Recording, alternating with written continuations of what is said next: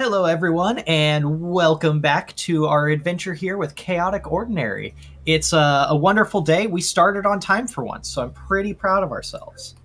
As always, I'm here to introduce our wonderful players who are playing with us today.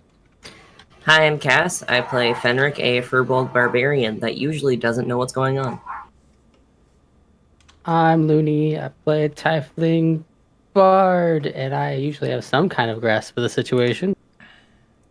Eric playing Till, and I like to pretend like I have a pretty good idea what's going on. At least I hope so. Hi, I'm Matt. I play Costa, a cleric, and I have no idea what's going on right now because I'm sleeping. All right. Thank you, everyone. So today we have where we are picking up from our last session. As we all know, the ship crashed during the escape from the edge of the elemental planes.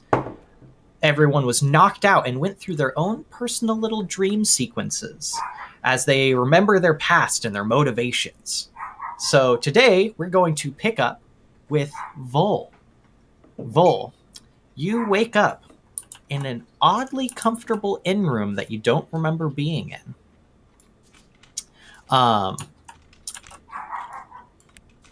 Pardon, friends. It sounds like my dog has some rather strong opinions about what's going on outside. A lot of words. So you wake up laying in this plush in-room bed. Looking around, it's a little more spacious than what you're used to in other in-rooms.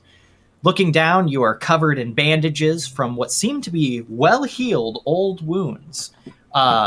Your clothing is set on top of the footlocker in front of your bed. They seem to be torn to shreds, tattered, not necessarily suitable for wearing anymore. But next to you is a folded, pressed and laundered Red Arm Brigade uniform.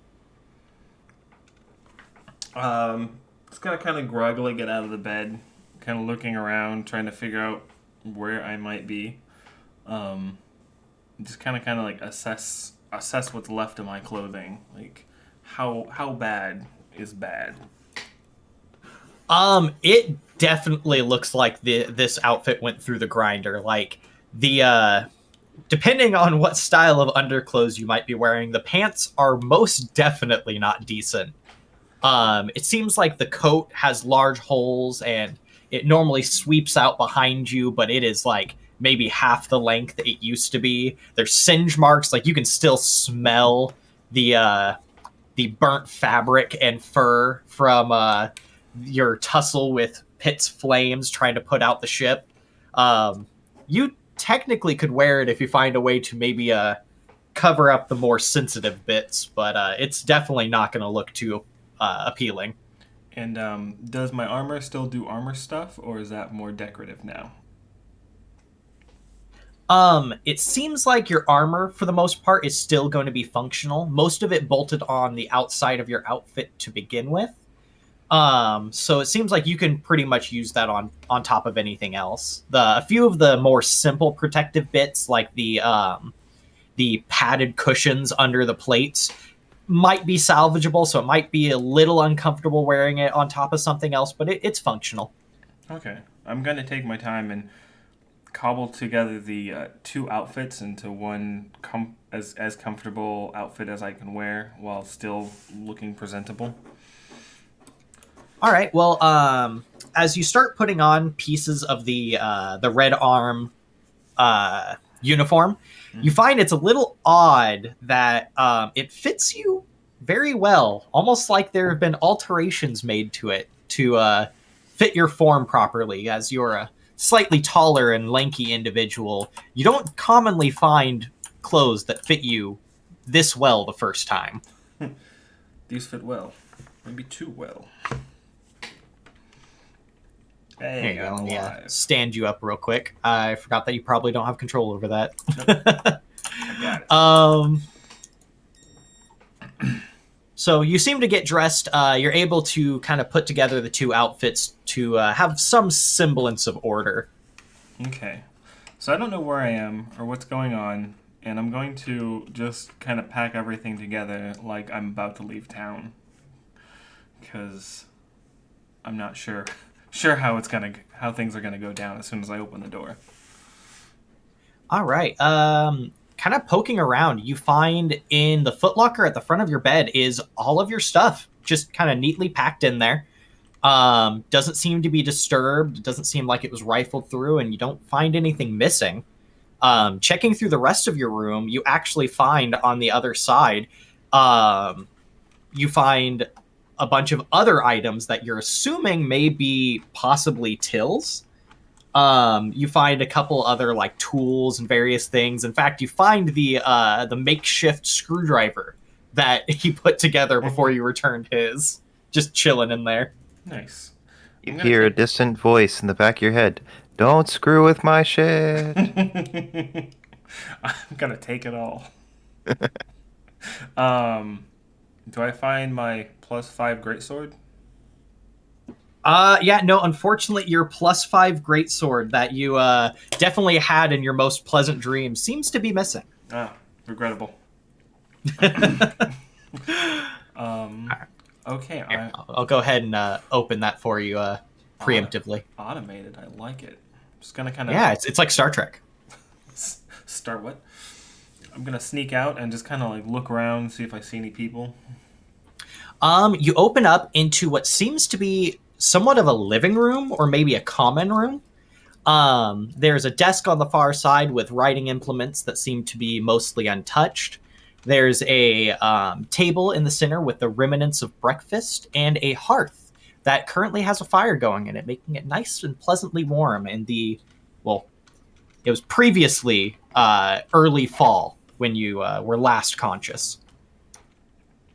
All right. I mean, I hope I wasn't out that long. Well. I'm gonna go over to the desk, and I want to rifle through some stuff. Not like invasively, but just see if I can find anything. Like maybe the name of like where I'm at, or. It's okay, Matt. Be invasive. Yeah, going through, you find just like a couple like bits of like bulk stationery, quills, inks, stuff like that. But you do find on the far left section of the shelf a guest log. Rifling through it, you find that it has the letterhead on the front page as the Heron's Flight Inn.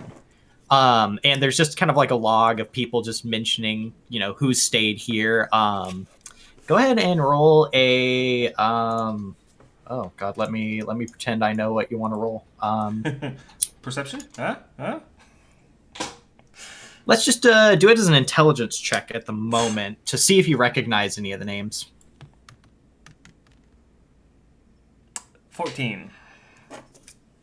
All right, so before I answer that question, would any of the other characters have signed this guest book since they've been here? You guys have all been awake for, you know, anywhere between 1 to 3 weeks at this point. Absolutely not. I would not leave my name anywhere. Fair enough. How about Luny or Fenrick? I think this would be the first time I'd have the chance to sign something, so fuck yeah. So, oh yeah, because you didn't actually have your own name before this. Yeah. So if no one caught the context for the viewers, during Fenrick's dream, you guys got to meet the original Fenrick that he got his namesake from. It's a thing that Firbolgs do where they don't really have individual names within their own communities, and he adopted the name of a childhood friend when he left the village. That's cute. So what about Luny? Did you sign it? Yeah, it'd probably be like, you know, huge, like big, like fancy cursive font. Show off. Beautiful. like the whole John Hancock thing, just like this huge. Yeah, like it just dominates the page, like against all of the other names written there. Yep. I want to say I put a smiley face next to my name. I'll say that it's probably in silver ink too, just to be that much more like eccentric. I'm voting that's canon. That Luny just has like a couple bottles of silver ink on her just for those instances. Oh yeah, no, definitely. Couple vials. All right. So you definitely recognize those names, as well as a couple other names of fairly notable nobles of neighboring kingdoms. Some local to Altera, but mostly ones from other areas like Kilntera or Terrian, which is like the human one to the south that you guys traveled through. Okay. So seeing this, he's going to put everything back and probably feel a little bit more at ease, and was just going to go ahead and head out for right now, because it seems to be the only other door other than that one there. But I'm not going to explore that much. All right. Totally shouldn't have opened both of those doors. Didn't realize they opened up opposite directions, but you know what? We'll take that up with the carpenter. It's for safety reasons. All right, so walking out, you find yourself in a sprawling, well-maintained metropolis. Looking around, ignoring the void to your right, there is quite a few buildings around this area and what seems to be a main thoroughfare leading straight through the center of the city. You hear quite a lot of bustling around as there's people's going about their days. There's a food cart down the way that seems to be selling fresh produce as well as pre-made meat pies. The aroma catching you catch the aroma. It's very pleasant. There's nice aromatic planty smells around. You're assuming, looking at the architecture, that this may be the Elven quarter of Altera, the city that you're going towards. Excellent. Good old planty smells. So, seeing that he was in a city, unguarded, with all of his possessions left in place, and people obviously wrote in a book that, of their own free will with silver ink, probably not in danger. Or someone really wants you to think you're not in danger. Right. The worst Dun, kidnappers dun, dun. ever. I'm just going to go ahead and match the name to the plate here. What was it? The Heron's Flight Tavern. Yep. The sign seems to have the name in somewhat decent filigree tacked in there, very well made, well maintained, with the image of a heron pulling, leaping off in flight with its nose turned up on the bottom right corner. Excellent. So yeah, just going to head right in then. Like nothing is going on. Just going to kind of casually go up to the bar. Yeah, and jump on all the furniture. Yeah. So, hopping up there, you find a what seemed to be about a middle-aged human, just standing behind the bar, glass in hand, seeming to be talking to a few of the patrons, and his eyes light up as he sees you, and he beckons you over to the bar. Ah, seems like you're finally awake. What can I get for you? Some information would be good. What happened? Oh, did your friends not fill you in? I haven't seen them. Well, I saw your tiefling friend head out earlier. Went out towards the tailor's shop. Didn't seem to be too happy about the clothing I left for you guys, but seems like whatever they ordered was ready. And I think your other friend, your large friend, is over here in the back. And turning around, he points over just as the doors open.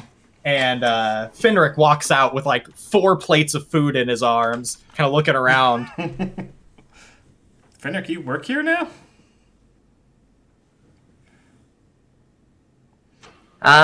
No, what makes you think that? That's a lot of food. I'm a lot of person. That's fair. But you're awake. Here, I'll share with you. That's a good response. Fenrick just kind of like barges through all those people, like stepping on their chairs, like, oh, sorry, not enough room. I'm just gonna place everything on the bar in front of me. Help yourself. Thanks. So, what happened? What's going on?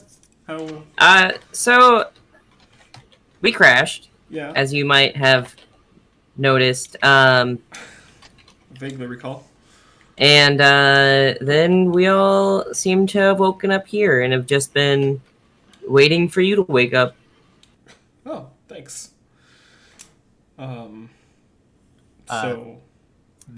bartender pipes up and says, "Yeah, I mean, it seems like you guys were a bit roughed up. I'm honestly surprised you guys were in as good a shape as you were, seeing as your ship wasn't."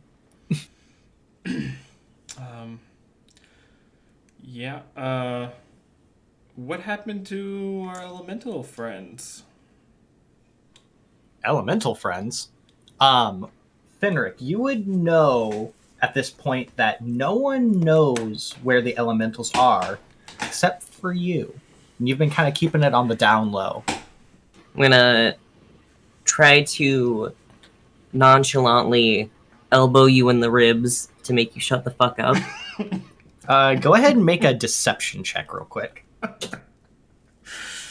Oh, role reversal.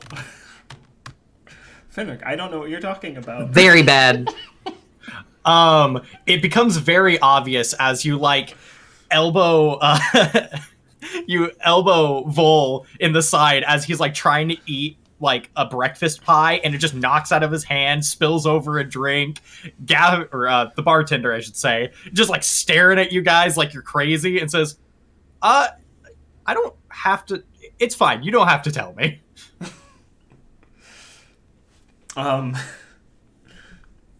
Anyways. Close one. Mm-hmm. That was a close one. Yeah. Yeah, totally nailed it. Perfect deflection there, guys. Perfect. Hell yeah, I'm really good at being sneaky. He says, well, I don't know, I guess, back to business, though, and kind of, bartender reaches his hand out and says, my name's Gavin. I've been, taking care of you guys here. I gave you guys use of the suite in the back. There's no one notable in the city that's staying with us right now, so you can have it as long as you need. Think you guys are bringing in just enough business for me to not have to worry about it. Vol just looks at him confused, like, what? Bringing in business? I've been sleeping. Oh, you guys have created quite the stir, as he kind of motions to the rest of the tavern, and you realize that even some people subtly, some people not so subtly, they're all paying attention to you too. Oh. I'm gonna look over and be like, yeah, apparently airships falling out of the sky seem to cause a huge stir. Oh yeah, how is that airship? From what I understand, I haven't been down to see it myself, but after you guys crashed, I greased a few palms to pull what was left of the airship back into the airship docks up north of here. But your friend actually, he was the first to wake up, the short, fiery one that doesn't seem to take a liking to anyone. Oh. He's been spending most of his time down there at the ship getting things fixed. Seems like with the notoriety of the ship you flew in on, seems got a lot of volunteers to help get that thing back up and running. Till's got a pretty good hand on the situation. Well, that's convenient. Yeah, I mean, it's surprising. I've talked to the other guys a little bit, but they haven't really been too forthright about it. Where did you guys find it? The sanctuary.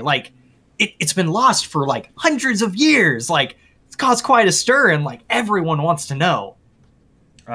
Vol's just gonna kind of point in a general direction, be like, over there in the woods somewhere. Just kind of happened upon it. He kind of laughs and shakes his head. He's like, all right. Keep your secrets. I'll figure it out eventually.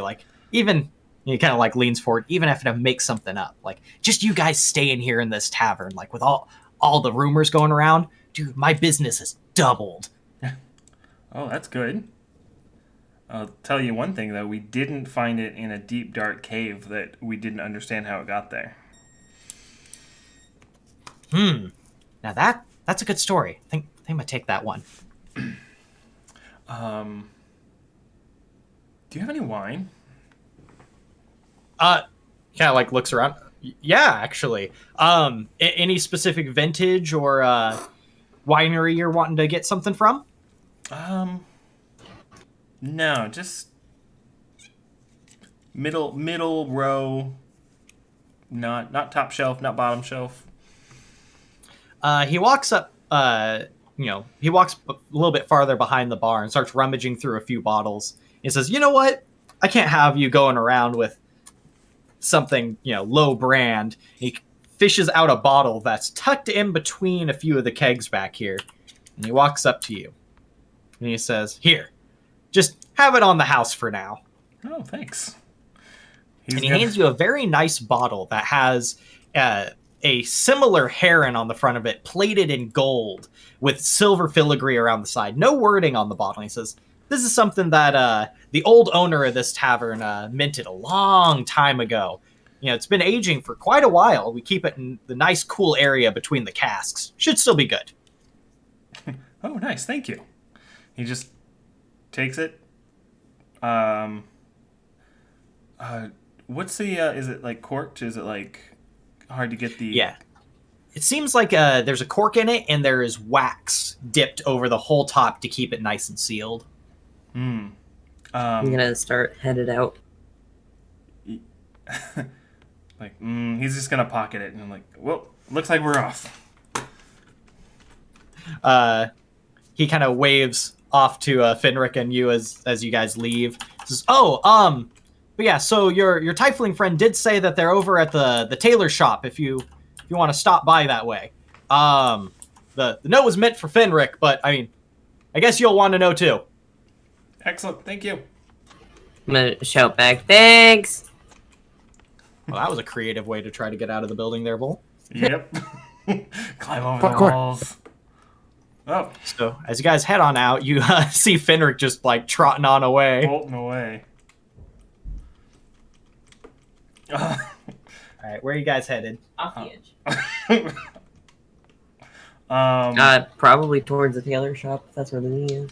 Yep. All right. And also right off the edge of the map. Together. Oh yeah. So that's a good I don't know. Here, I've actually got a ruler. What? Are we You're taking fall damage. Where's the Oh, I was shop? just seeing how much of a fall that was. Here, I'm gonna use use Vol here for a second. Back to the abyssal zone with you. Oh god. If I can remember how to toggle flying, there we go.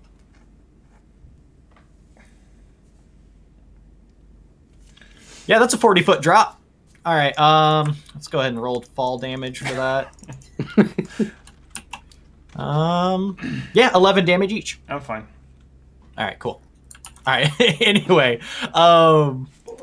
so if you want to hop on over to the tailor shop bookmark I've got selected over here, I'll get you guys as many as plopped down over here. There you go. So you guys end up traveling northward, asking directions a little bit. Fenrick kind of knows where he was going. He's been here with Luny previously. You guys head up the main thoroughfare all the way into the northern section of the city in the Dwarven Quarter near the castle. You guys find yourself in front of a very, very garish and opulent tailor shop. It seems like only a certain status of pocketbook can get clothes here. Paul's just like, finally, civilization. I think Vol's still flying. As you guys enter in, you see Luny just stepping out of a dressing curtain. Oh god, where did Vol go? Ah, there you are. Stepping out of a dressing curtain with a brand new set of clothes as the presumably owner of the shop claps lightly in a very polite way and says, wonderful, wonderful. I see all the alterations have gone well. Are you happy with the result? Oh it fits wonderfully. Thank you so much. Oh, of course. It's an honor to work for someone so notable within the city, as he nods his head. And not to mention someone of a noble birth. Of course, I would assume someone of the correct bloodlines would be the one to find the famous sanctuary. Well, I've heard many good things about such a place when I was looking for tailors, so I had to come try you myself. Oh, and if you ever need anything again, please come and speak to me. I can make anything you want, and I'm sure we can come to a very agreeable price point. Oh, yes. Oh, Fenrick, Vol, what are you doing here? Oh, Vol, you're awake, actually. Looking for you. Well, you found me. As he stands there and half one clothing, half another, with pad or armor all over it. Are you by chance looking to get you some new clothes? I would, but I'm not sure if the style matches here. Well, you won't. Oh, I mean, I'm sure that they're able to work something. He's gonna take out what clothes he has remaining. And, He's gonna kind of like look at them and say, "Oh dear." He kind of like runs his fingers. Let me have him actually walk over to you real quick. He runs his fingers over the fabric and kind of like tisks as he like looks at the burnt up parts. He says, very wonderful fabric, wonderful dye, very exotic and not from around here, I would assume.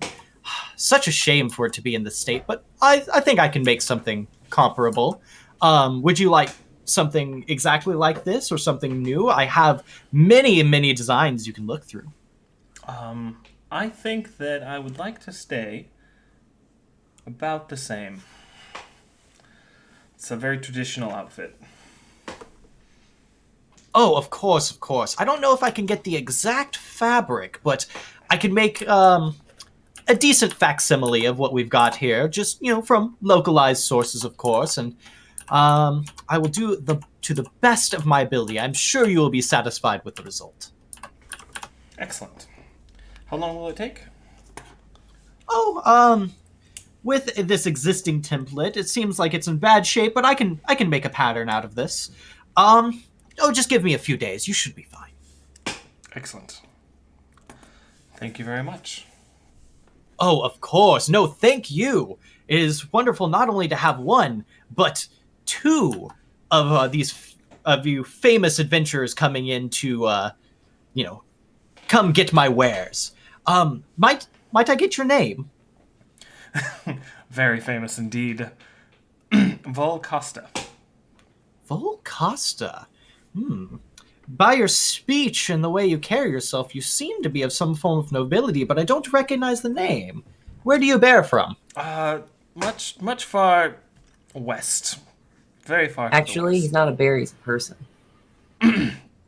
He's got a point. Hey, he might be a druid, you don't know. Fenrick, it's just a manner of speech. It's just how people talk. Oh, far to the west. Oh, out past the desert. I haven't found myself out in that region before. Is it nice? Very agreeable. Of course. Well, I will send a runner over to the Heron's Flight Inn whenever it is ready. Excellent, thank you. I'm just gonna be over here touching all of the material.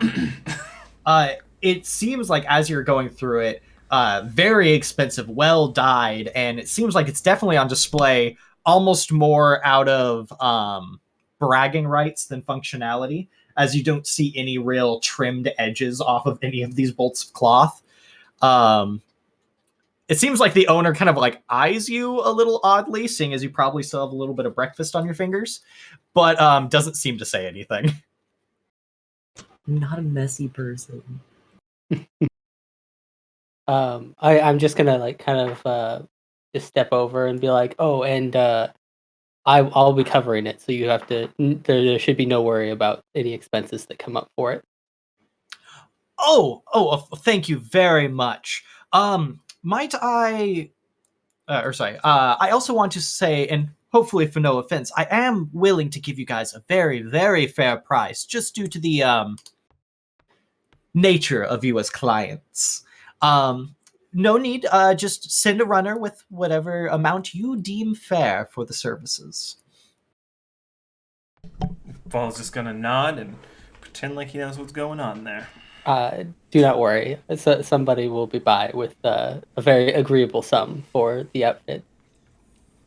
And because we may be having to come here again for other reasons. Oh, I will always strive to make sure you guys are well taken care of. And he does a very, very deep bow. It seems like the bow that he's been giving Luny this whole time is much more has a bit more of deference than the way he was referring to you, Vol. Like, he was definitely referring to you in a very respectful tone, like, you know, naming you Lord and such. But it seems like he is doing full courtly bows when speaking to Luny. Yeah, Vol's just gonna take a mental note of that. What is the tailor's name? That is a very interesting question that I do not have prepared at the moment. Okay, it's like, well, thank you, sir. And there's no need to bow every time you say my name, but yeah. So we should just we'll leave you to your work. Oh, well, thank you. Drop by anytime. And with that, I'm gonna make a note of that, and I will definitely provide you with a name for him in the near future. But at the moment, just assume he gave your name, or gave you his name, however sentences work. Sorry, I was just enjoying Fenrick in front of all the mirrors. Interesting. They're fun. So, a couple things. Vol is flying. Oh yeah, I realized it was on one end. He's not flying on everyone's screen. Correct. I believe Matt, over on your end and on the stream, it seems like he's still walking correctly. Am I right? He's walking then. We're all good. Okay. Cool. Yeah, good. All right. So all other players who do not see the flying Vol, go ahead and pretend. And then also in the shop, there is an interesting thing that I will bring up later. This is D&D. I will not pretend anything. Yeah, I'm here for realism. I totally Excuse see me. what's going on there, too, Looney. That is a mistake on my part due to the creation of this map. So, just for any viewers who are interested, you can make invisible light sources in Tailspire. And if your DM is not paying attention, those same invisible barriers that make the light sources invisible can also make characters invisible. Just a FYI there. It's a magic shop. So immersive. Ooh. Did you get the Taylor name? Oh, theoretically, your characters do know the Taylor's name. I'll Versalis. probably put that together after the session today. Versalis Fate. Taylorson.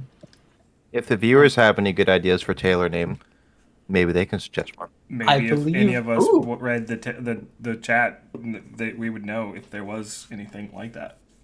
Oh, just You assume I'm Taylorson illiterate. was the original name for them.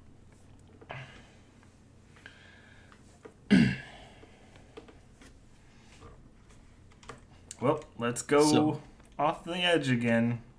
Versalis Fate. All right, yeah, I'll jot that down. Taylor Swifty. Taylor Swift. All right, so where is our wonderful party heading off to? The boat sounds like a place, unless there's somewhere else someone needs to go. Yeah, I was gonna say the airship to find Till is probably the best. All right. Let's see. Let's go ahead and switch on over boards if we want to put our. Let's see. All right. So if everyone would like to go to the airship dock map. Airship dock. I refuse. I'm gonna stay right here. That's how I'm gonna live my life. All right. I'm setting up So- initiative list. That's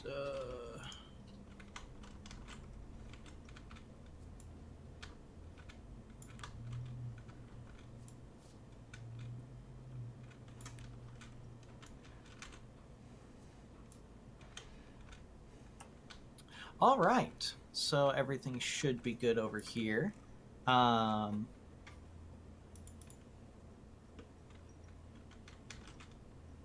Ooh, now that is. You guys a all scene. set up on your ends? Yep. I'm good. All right, so you guys travel down the Kingdom Road, or not Kingdom Road. That's the other road. The main road leading north out of the city. It seems like you guys go quite a while. It takes about 2-3 hours of walking to get all the way out to the airship docks. When you start getting there, you get to a large paved section with cobbles, and right and left there are various airships of usually smaller sizes, maybe personal vessels for nobles or maybe small trade ships. But as you get through the middle, you see a area that is roped off much larger than the other ones, and you actually see your ship, the Sanctuary, in not only not destroyed condition, but in significantly better condition than when you found her.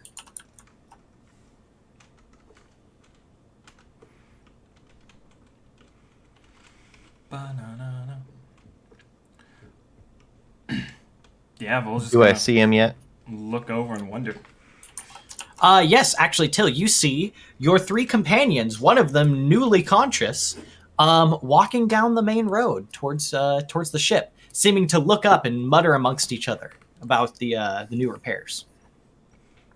Till will start walking towards them and shout, "Oh, finally someone competent. Hello, everyone. It's good to see you. It's been a while. You guys rarely make trips down here, and I definitely noticed. How's it going?" So with your competency comment, you hear your recent assistant of the past few weeks mutter, "Oh, I'm sorry, sir. Shut up, Phil. It's cats. That's all right." Vol just walk up and put his hand on his head, on Till's head. Don't be a jerk. And then he just takes all the stuff out of his bag and piles it on top of Till, and then his screwdriver on top. I found this. Thought you might want it. Oh, thank you. I've been looking for this. This would have saved me a lot of time. The wooden one broke several times. All right. Well, yeah, welcome back. It's good to see you're awake. We have a ship again. Here, I need you to go into the top deck and test out the new wheel. We just put it in. Yeah, how do I do that? Just turn it, and I'll watch from down here. Vol's just gonna wander over. So sorry, I'm just gonna derail this for half a second. So you're saying that the wooden one broke multiple times. Like, does it just keep getting shorter as he uses it? No, I make a new one. I mean, yes, you can fashion it into a screwdriver, but it would get a little shorter, and then you have to make a new one. It was very annoying. Yeah. So it's kind of like pencils. You got like just a bunch of stubby screwdrivers just like sitting all over your desk. Yes, and they will all be launched at things, all of them. Beautiful. A lot of pent-up anger. Recycling is important. Mm-hmm. All right, so Vol's heading on up there, up the scaffolding towards the top of the ship. What's everyone else doing? For the time being, I'm just gonna go chat with some of the working. All right, as you walk Some of the up to workers. that the guy over there, it seems like he's re-rigging up a section of the cargo crane over here. And as he notices you walk up, he just drops what's in his hands and like straightens up and looks at you, and then like he salutes, and then he puts his hand down, looking confused, and says, "Hi, sir, Lord." I'm gonna also look very confused and be like, I'm gonna straighten up and salute back and be like, "Sir." Thank you, sir. What can I do for you? can I help with anything? They're gonna go talk about ship stuff, and that's a little above my. Well, I don't you own the ship, sir? Owns technical terms. Possession is 3/10 of the law. What's that character's name that Fenrick is talking to? He is miscellaneous dock worker. Whatever it was, I was going to call him something different anyway. Hey, yeah, make sure Bobby doesn't get it wrong this time. He keeps picking up the wrong thing and moving it to the wrong place. Seriously, this guy can't get it right. The name chat. I'm a whisper and be like, "He's doing fine. Don't worry about it. He's just an asshole." So yeah, chat. If you wanna give this guy aforementioned as Bobby another name, that'd be great. Not Swifty. Yeah, maybe he can be Swifty Taylor instead. Swifty Taylor. Cannon. So yeah, he kind of like goes, I'm sorry, Till. Yeah, I'll get it right this time, sir. Oh, yeah, you call him Lord, but I'm Till. All right, whatever. Whatever. You got mad at me when I called you Lord last time. Till, Lord, sir. Yeah. It was as if you could do anything that I won't get mad at. Thank you, sir. That's a good attitude. I'm gonna pat him on the back and just try to help continue what he was doing. Go ahead and roll a quick intelligence check. I think you guys roll a lot of intelligence check. I need to remember what the other 5 abilities are. Apparently, 4. I'm okay with it. I got a 4. Am I rolling one too, or? Oh no, just I lied. Fenrick trying to It's figure just out the straight contraption. Oh, okay. So you start helping this guy, thinking, okay, yeah, I know how this pulley system works here. You start roping it up, and he just slowly and quietly corrects you as you do it. Every step you try to do, he oh, well, that actually goes there. Oh, actually, no, it's this pulley just is there because it's just hanging there. It doesn't do anything and stuff like that. I'm taking notes. I'll yell over. Good job, Fenrick. See, Bobby, that's the kind of work you should strive to be like, right there. No, it's not. Don't put yourself down. That's Bobby's job. to put Fenrick down? Yeah. No, He's gonna put take me Bobby out back down. and shoot me. Oh, so Bobby's supposed to put himself down. Absolutely correct. Okay, cool. Just so I can make sure he has a list of responsibilities. I'm totally 100% making a NPC profile for this guy. Good, because he seriously needs to get himself straight. That guy, seriously. Swifty Oh my Taylor. gosh. Yeah, for Swifty Taylor, also known as Bobby. All right. So as you guys start walking back, you notice that Vol is up on the aft castle now, near the wheel. Oh, we're starting soon again. Cool. I pressed the down arrow, and I was on OBS instead of the. It's fine. It's all good. Don't worry about it. Oh, I thought it was a surprise new stream, stream within a stream, Inception style. You're in another dream. Oh yeah, yes. Dream episode Mark 2. Oh god. Oh man. Part Okay. 1 through 4 again. So you're turning the wheel up there, Vol? Yep. Actually, looks like he was flying there for a minute, but I don't know what you're talking about. Just gonna, like a small child, just turning the wheel. Okay, I'm just watching to make sure that everything looks correct down here, watching the wings and make sure that they're adjusting with the wheel. yeah, everything seems like it's functioning properly. After your repairs on the engine and the wings, which only about one of them actually, you know what?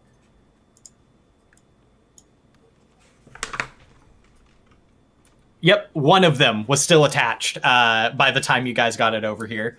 Everything seems to be actuating properly, or at least from what you can tell down here. In fact, actually, with your lack of expertise with this ancient version of the lift propulsion, Cad, the assistant you've had for these past few weeks, has been instrumental in getting this ship functioning again. Well, don't let him know that. Oh, yeah. Yeah, Cad is he seems to be, even amongst the other people you've gotten to work on here, he is definitely what you would call a red arm fanboy. He's tried to show you multiple times his post-grad project from the college he went to, where he speculated and did a mock-up design of the propulsion system of this very ship, which he has also professed multiple times was very off base and wrong. But now that he's had a look at it, he knows what's going on. Yeah, he sounds annoying. He's also very young. It seems like would be what's barely considered adult in these standards. Well, I'm secretly glad that he was able to help me get it fixed. However, I will shout to Vol, "Good job, Vol! Best crewmate! Keep it up!" Vol just put a thumbs up and then lower it slowly, unsuredly.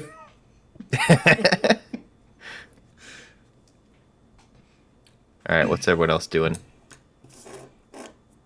I will... Oh, actually, you know what? I will turn to Luny and I will notice the new outfit. I'm like, oh, you went shopping, huh? Well, I mean, we visited a city, so might as well. I'd look down at my outfit, which is... I have made no attempt to wear anything that is not damaged since I've been working this whole time. I'm like, yeah. Well, I mean, it would do you well to visit Fate's tailor shop, so... yeah, I don't like that guy. That's He great tries work. to call me Lord. Ugh. If y'all are standing like right there, can I hear this conversation? Oh, yeah.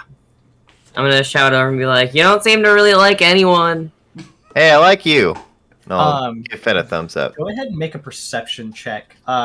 Till and Fenrick. All right.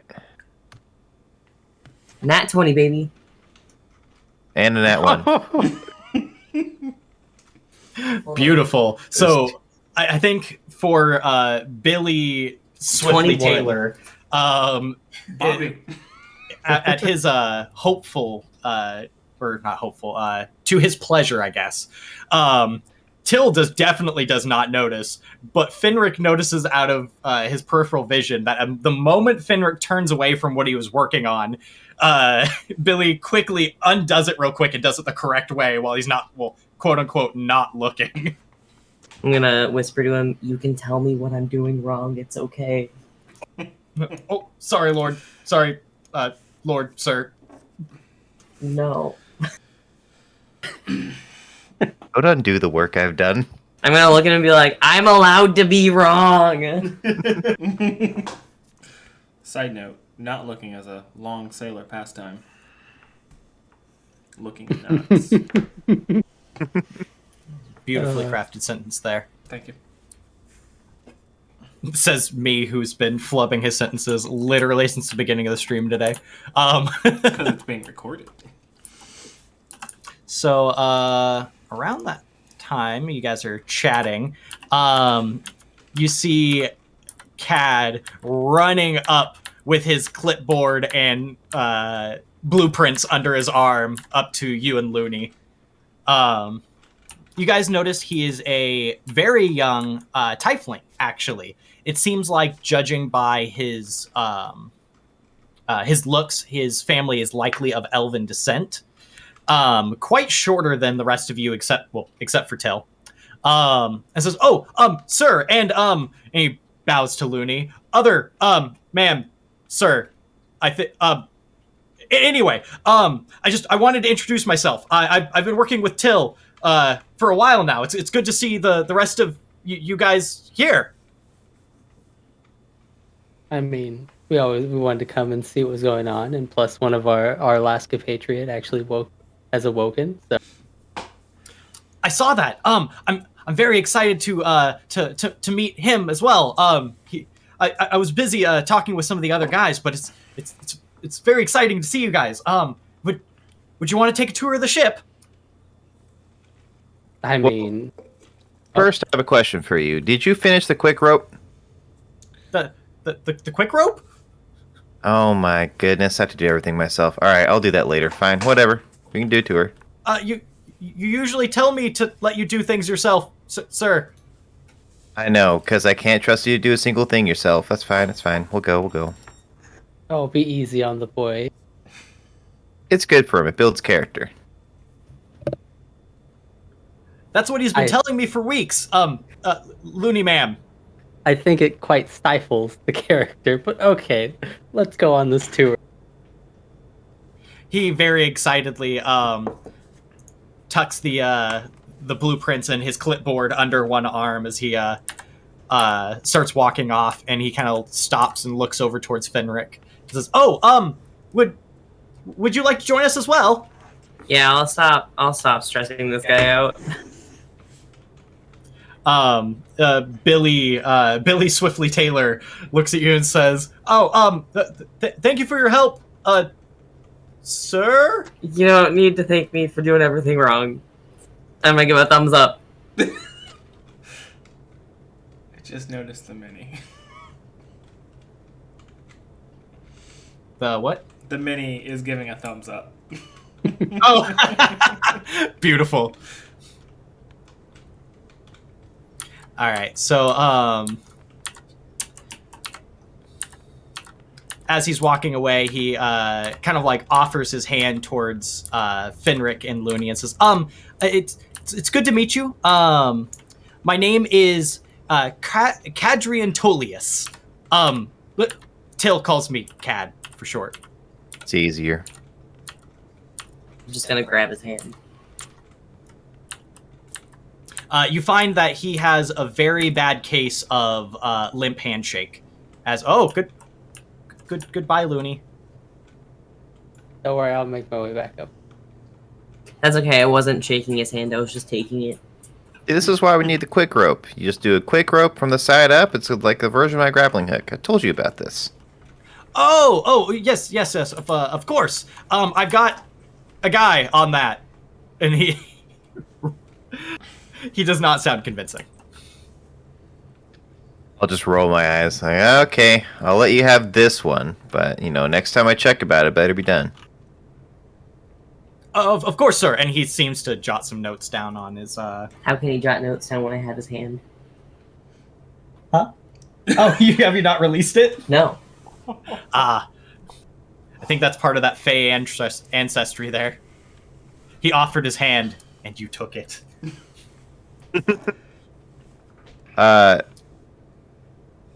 Is Vol just still holding the wheel here?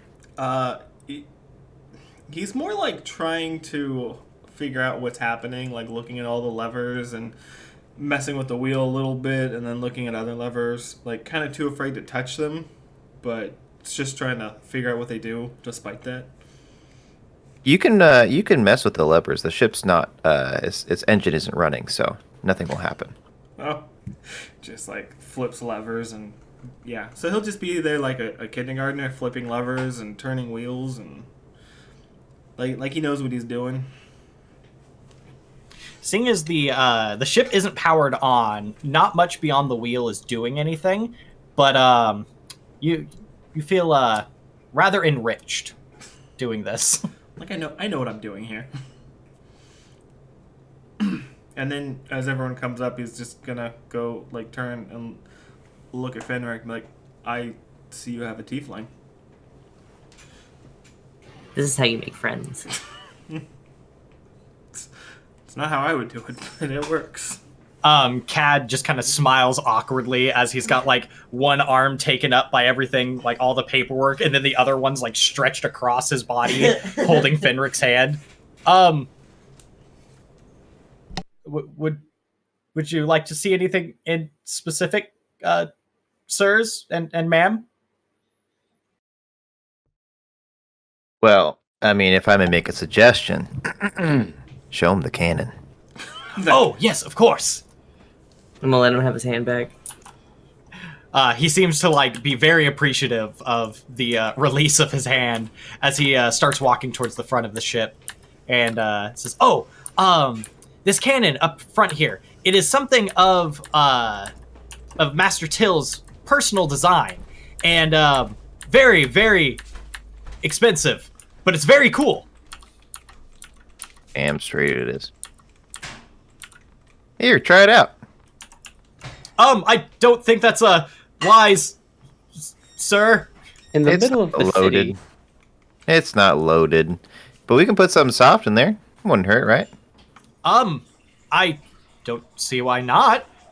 Here, let me go and fetch something.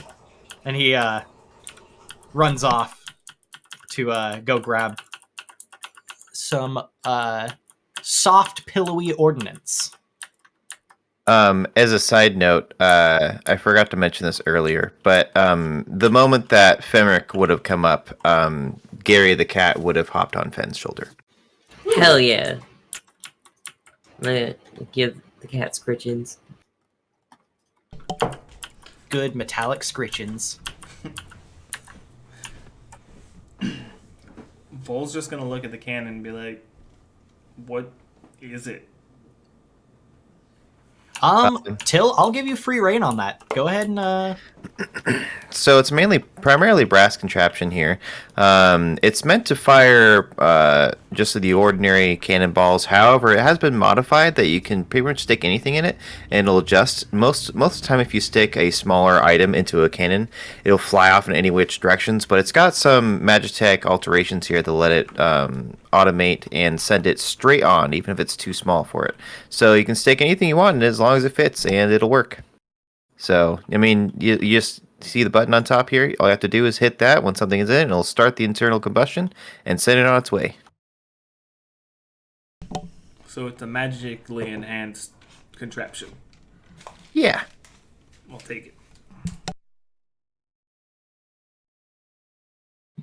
So Cad comes back up at that point with his arms now free of paperwork, but holding a satchel, which you guys know holds prefabbed cannon charges, as well as a wad of pillows with twine around it. Ah, yes, of course, it's a ingenious design, as you could assume, and while you may only have one cannon, with that thing, I think that might be all you will need. It'd be hard to add more since it's linked to the internal combustion engine that we have on the ship to power it. So if we add more, it might cause issues. Hard to tell unless you test it, but yeah, it seems to work so far. He hands off the fake mocked up charge to Vol. And actually, go ahead and roll your proficiency plus your level, Till. All right.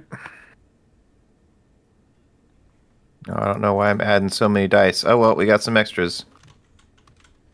We'll take the first one on It'll be the the list. first one and the last. Yeah, okay. So that's 17 plus now 6. And so that's going to be a 23. The cannon is beautiful. I was having that as your role to construct and design the cannon. It is not, or I mean, I know masterwork doesn't really mean so much in 5e, but effectively it'll be a masterwork cannon. Damn straight it is. I've been working on this thing for a long time.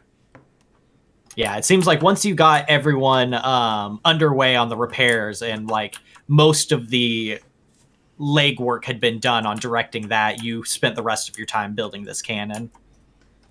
Cool. Well, let's test it. Vol's just gonna kind of like walk around it a little slowly, and then gonna see a big opening in the pillow and just like push it in there. Just like, yeah, yep.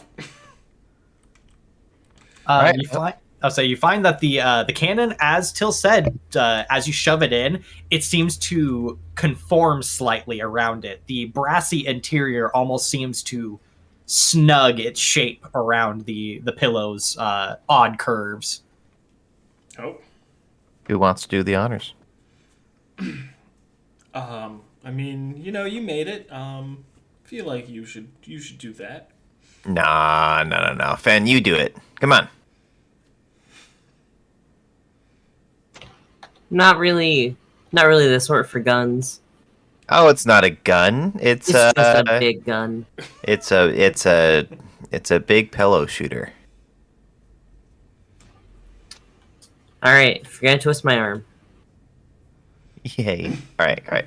So Finn, as you walk up to the cannon and see its orientation, Um, you notice that just across the barrier here, off into the abyss that I didn't construct, there is a personal vessel over there. Seems much smaller, maybe carries about 20 people.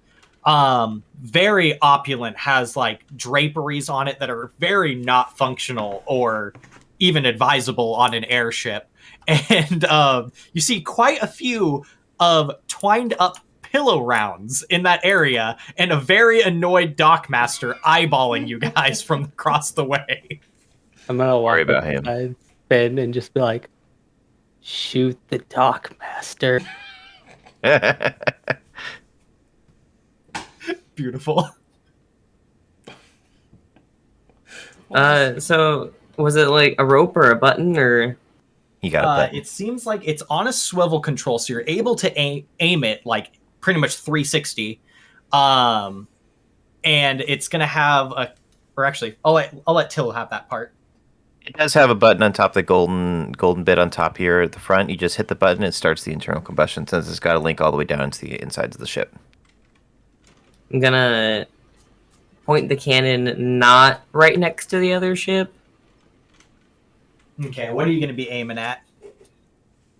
Hopefully open water. You guys are in the middle of the plain, so there's no water. Hopefully nothing somewhere that's not populated. All right. If you aim far enough to the right, it goes out into the grassy plains again.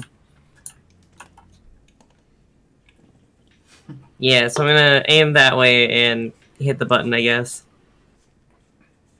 All right. Go ahead and make a ranged attack roll.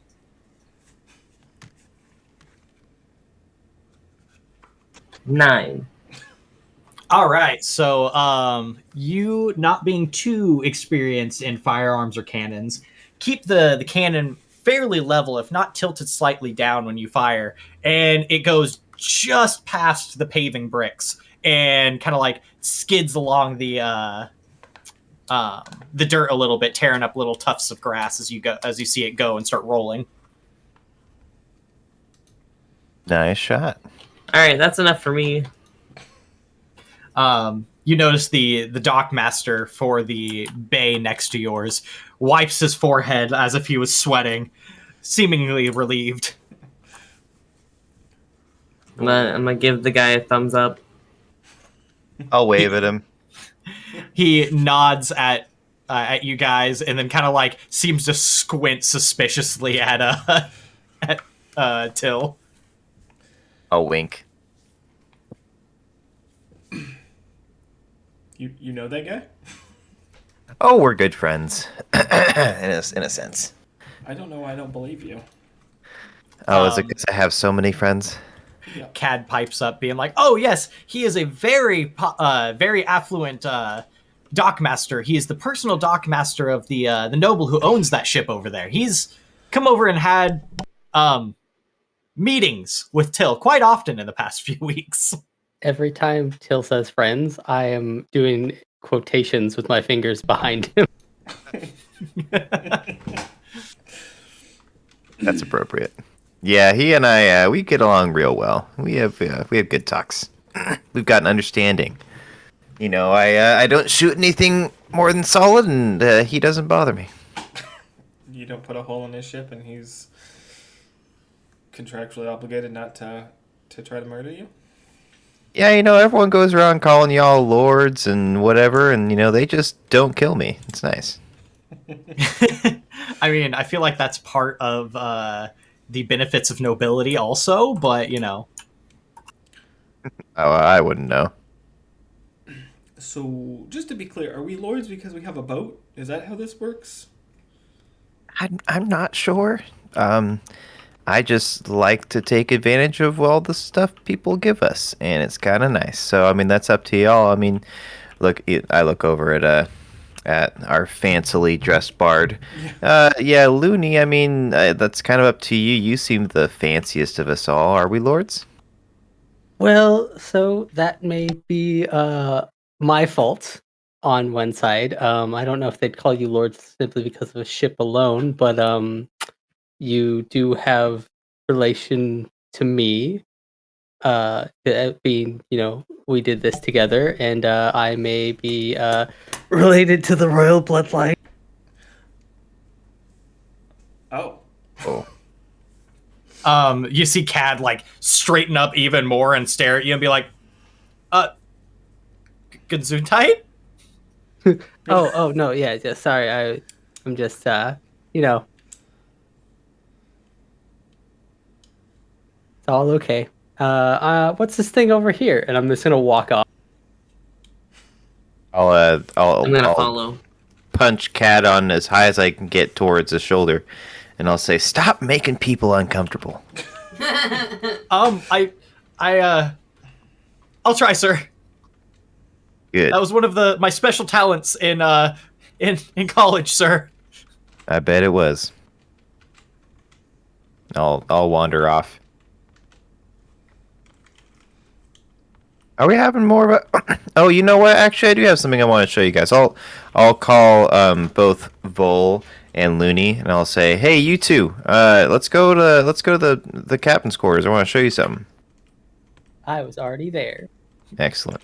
So is everyone just gonna ignore the fact that Luny just said that they're royalty? Well, I mean, I don't wouldn't care. understand fully what that means. That's true. And I think You that don't Fenrick really have also royalty where you came wouldn't- from. Yeah, and Fenrick would just be like, "Yeah, that's cool, whatever." Good for you, Fred. So I think that's all until and how he wants to respond to actually knowing what that means. Well, I'll turn to Looney. I'll say, "So, I was supposed to address you by a title now, or can we just call each other by name still?" Oh no, I much prefer we just call each other by name. All right, Blady. Well, over Don't here you we've dare. got we've Oh, got I see. a new bookshelf for you guys here. I'll try to change the subject. If either of you want to add any sort of books here, I know Vol, you like to read. I'm assuming that you do as well, Looney. Though I haven't seen you do much other than sing songs and stuff. But either way, we've got some nice finery, I suppose, for you in here. I figured it might be a nice change. At I this did pick point, up a few books at that mansion, so I'll put them in there.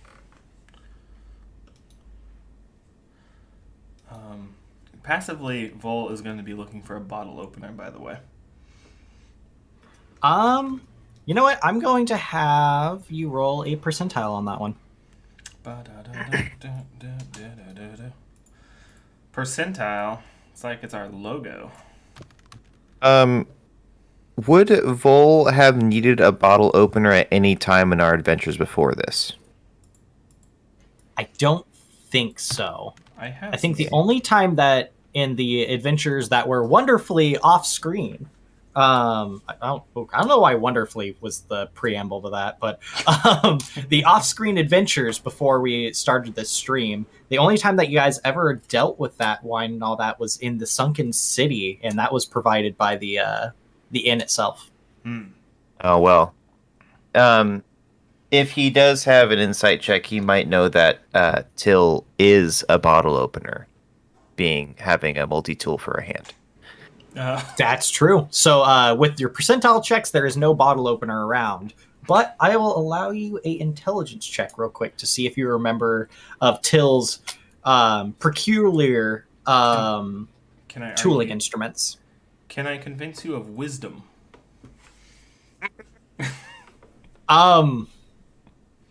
You'll have to give me an argument on that one on why wisdom applies. Because it is an unusual item, and it is wise to know how to do things the unconventional way.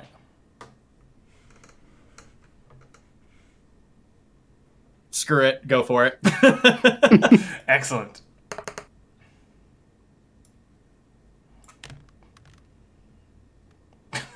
Nice. Nope. Oh yeah, your wise teachings. In fact, you know what? You remember an ancient proverb of saying that friends are not tools, and neither are they bottle openers. Oddly specific, but I'll take it. Except when they are. You remember translating that from Old Common in your studies when you worked in the library. You're not sure if you're remembering this correctly. You might have misread your own handwriting. I have a question. I'm gonna write this down, and this is gonna come back during our last episode. Do you have the bottle in your hand? I was just kind of looking around for it, but since we kind of came in here, I think that he was going to take it out as like a celebratory thing. Does the bottle have a weird rim at the top of it? I'm gonna say yeah. It's a pretty standard non-fluted wine bottle.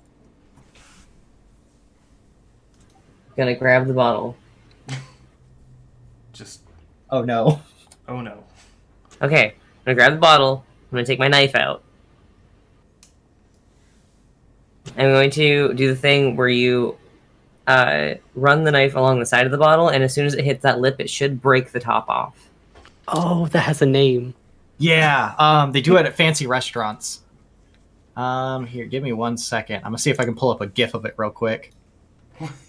I feel like I've spent enough time in the bar to see the bartender do this. Should I You know roll what? for It's that? an upscale establishment. I think Gavin would do that, especially because he's a bit showboaty. Should I roll for it? Yes. Let me see. Intelligence check. Yeah, everything's an intelligence check all the time. Saber. It's to saber a wine bottle. Sabering a wine bottle. Let's see. That is a hard one. All right, I'm gonna give you a. Will my +3 to survival help with this? I do not think so. I'm gonna say make it a sleight of hand check. So effectively, if you don't have anything in there, it'll be a dex check.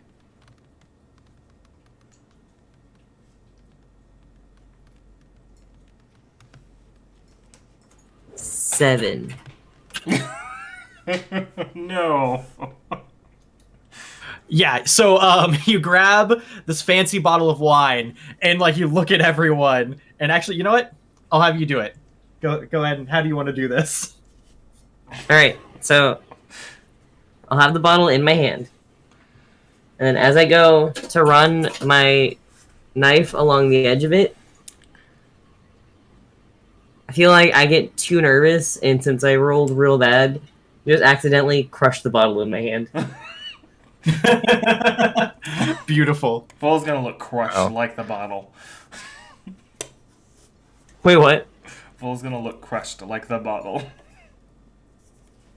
Absolutely And destroyed. then I'm gonna do the little like, ooh, sorry about that. So oh my god. Here, real quick. I'm gonna see if this works real quick.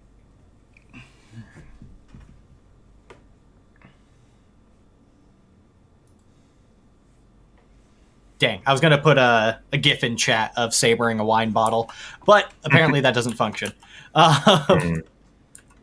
So, if around this time you guys actually have Cad walking in to speak with you, and kind of sees the wine go everywhere, just splash on everything, and he just kind of gives a light clapping, and says, "Oh, christening the new ship. Aren't we supposed to do that before its first voyage, though?" And also on the outside of the ship. Question us. Well, I mean, you guys are the owners of the ship. You know best. On a side note, would you go down below and see if we have anything in storage in terms of alcoholic beverages? Oh, yes.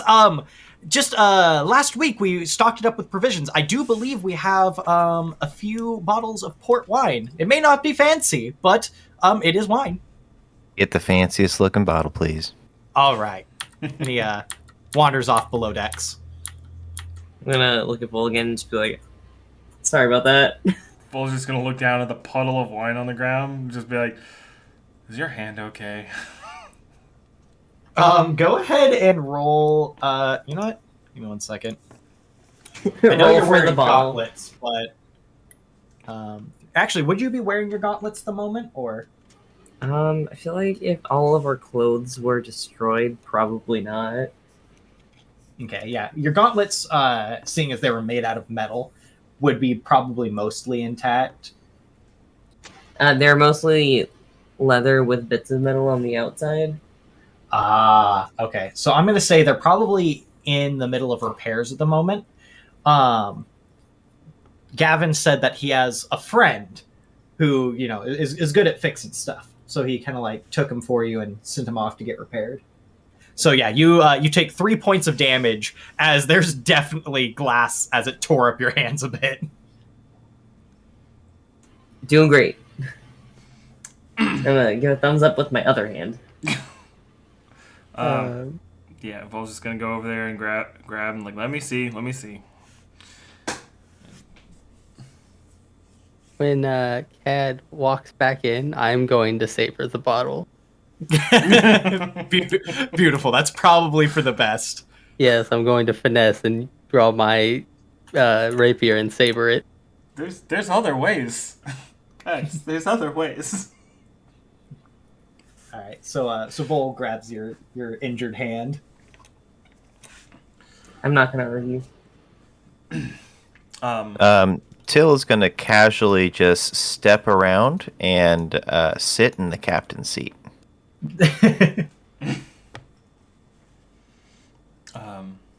I have a innate ability to heal up to like 5 points, I think, right now.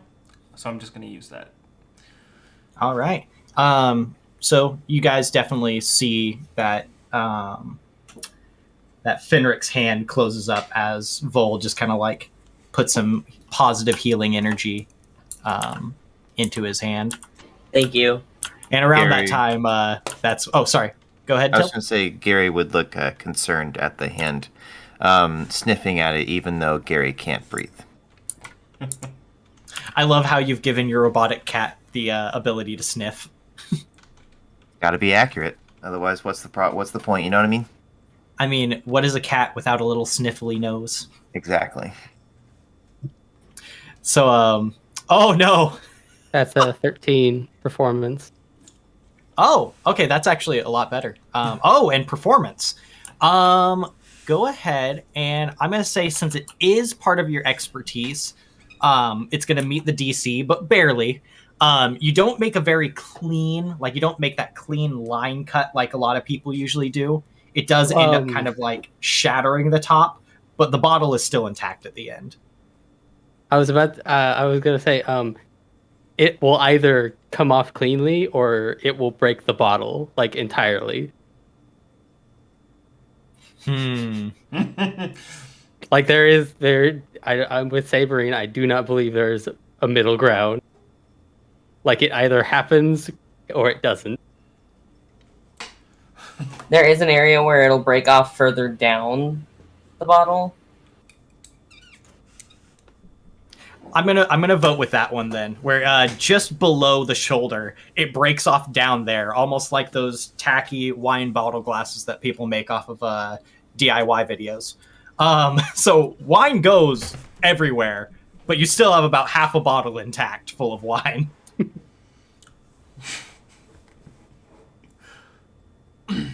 I seem to be out of practice. Sorry. Cad behind you still gives you a light applause. Thank you, Cad. I hand the wine to Vol. Vol's just gonna take it defeated and like look at it like, yep, this is what I wanted. Do we have any cups? Yeah, Cad, could you fetch us some cups, please? Oh, of course, sir. And he runs off again below decks. Good thing to mention before he quit. Vol Are there no never cups go in this below room? decks. Ever since Till has taken over the operations around the ship, Cad has gone from a scrawny scholar to a man with impeccable cardio as he's constantly running around doing his bidding. I'm good for people. That's debatable, but Well, yeah, we'll see. I think it's going well so far.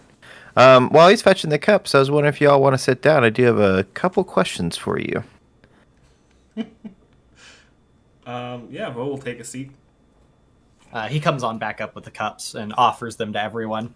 They're definitely more travel fair cups. They're nothing opulent, but they're functional and they're metal. We'll have to get better cups one of these days. Vo will take, I'm gonna guess, 5 cups and place them down on the table and kind of distribute the wine evenly and just put the not broken part down.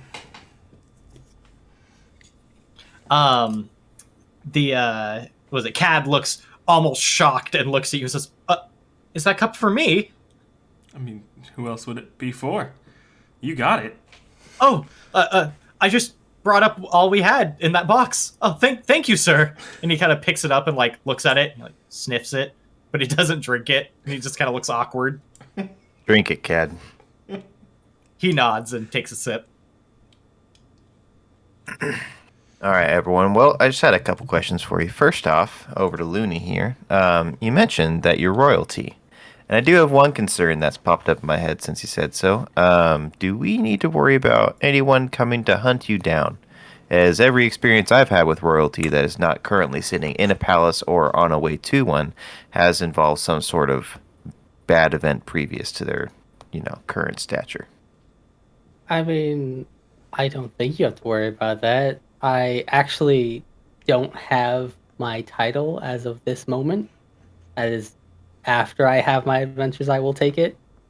So there's no reason to come for me without my title, since my mother still holds it. I see.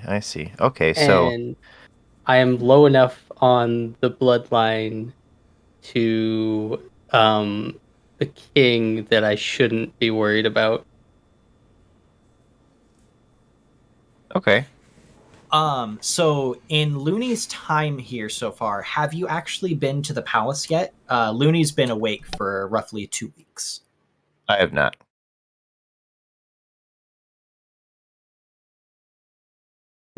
I'm glad to hear that, Looney. Oh, I thought you were asking everyone. Okay. Oh, no. I've probably not been to the palace. I've been around the palace and I've been asking people about it and stuff like that, but I have not visited the palace yet. Okay, so your elder cousin does not know you're in the city yet. Not yet, no. Okay, cool. Well, they don't know that from me that I'm there. Okay, that's fair. All right, Till, you had a couple other questions? I just had one other question. So, as everyone is aware, I'll address the whole crowd. We have come to own a ship that used to belong to a band of adventurers, per se, that went around doing good deeds. And now people are looking at us as if we are those same people. They address us in the way as if we are going to help them and save them. And I was just curious what y'all think about maybe taking up the name, or should we rebrand the ship? What do y'all think about that? I was wondering why people were so nice to us. Cad pipes in and says, yes, the Red Arms are a very big part of our history here. Like, their home base was actually here in Altera, back 600 years ago during the war. Tylluan, stayed mostly out of the war other than offering support to its neighbor nation, which is no longer here, unfortunately. But the Red Arms decided that they were going to be, use this neutral territory as their base of operations. They're kind of like local heroes. So seeing the sanctuary come down just out of the sky was a really big event. Like fallen angels. I mean, I do think we should continue their work. Although I wouldn't be opposed to if you want to make money and all that. but I definitely do think that we should at least pay tribute to some of the legacy they left behind.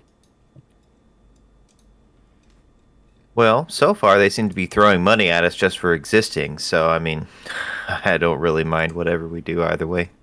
Oh yes, the Red Arms were very well compensated for their work usually. Yes, and currently your guys' monetary flow, as the ones who have been awake for this time know, that Gavin has actually been kind of like funding some of your guys' expeditions with some of the money that he's been raking in from your guys' popularity, and he has kind of unofficially sponsored you guys. Like, he doesn't say that he's part of your group, but everyone kind of knows that he's the one funding you guys and taking care of you. So he's actually spent a lot of his own money on the ship, and a lot of the people working on the ship have volunteered their time just for the chance to work on the famous sanctuary. I have also moved some monetary value to put into the ship. Oh, yes. So Luny, you were able to talk to the local banks, and you definitely are able to use your introduction letter to pull funds as needed. Good. I feel like if we're making decisions on the ship, we should probably get the elementals involved if we can find them. That is a good point. I was hoping we would avoid that, but I guess that sounds fair. Yeah, we could do that.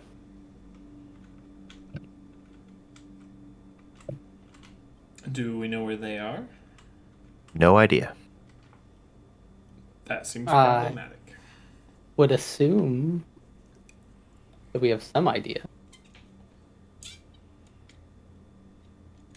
Some idea, yes. Wait, really? Where are they? You know, in the forest, in a camp. Let's go say hello. That sounds like you know exactly where they are.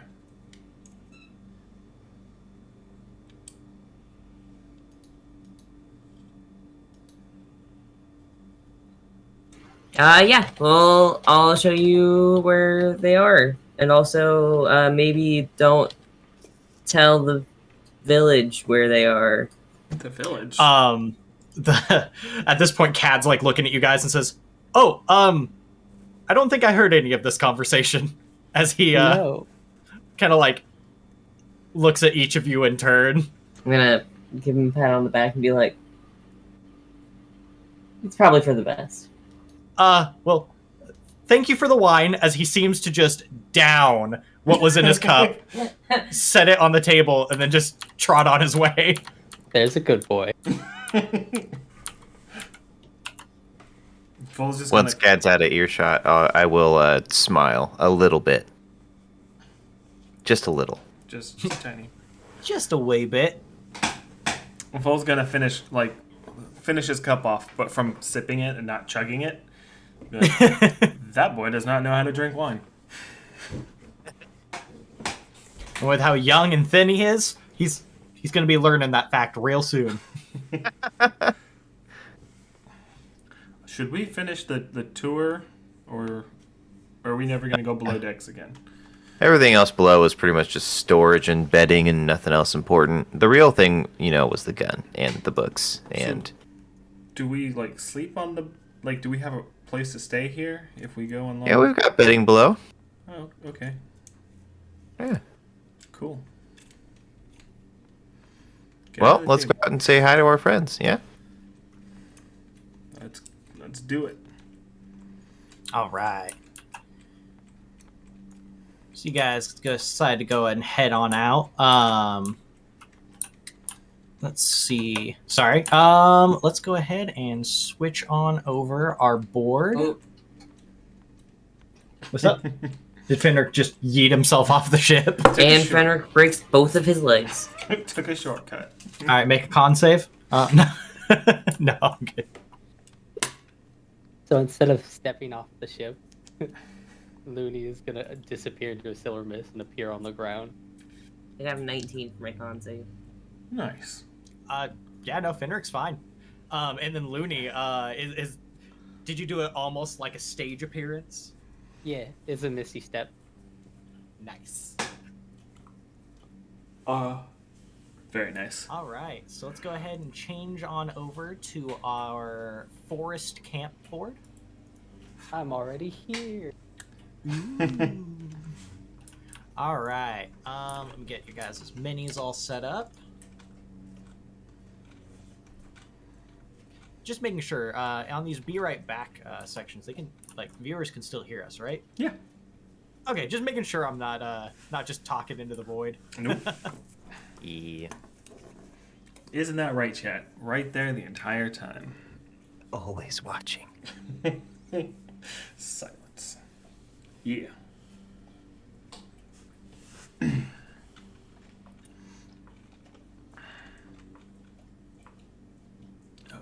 Wait. Don't you lie to us. Wait, what? Who? What? Oh. I Wait. should probably keep I've got so many windows up, like I always have chat like half covered, and then I feel bad when I miss things happening in chat. I feel like if they were all chilling in the forest under a little thingamajig, I'd probably offer my house in the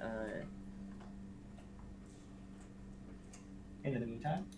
not in the meantime, but as long as Pit doesn't try to burn it down. Well, judging by the evidence around the campsite, you've realized that over the week you've been here and chatting with them, you've personally been able to calm Pit down a bit. But he's not the happiest camper about the turn of events here. All right. So actually, before we open up the scene then, knowing that you've been able to calm Pit down a bit, would you have offered your house? With Your the expectation house. he doesn't burn it down, yes. All right. Go ahead and roll a insight check real quick. And I'm going to have Pit roll a will save. And he rolled a good will save. 10. Yeah, you do believe that he is calmed down enough. So gonna make a couple quick edits to this board real quick. Sorry, chat.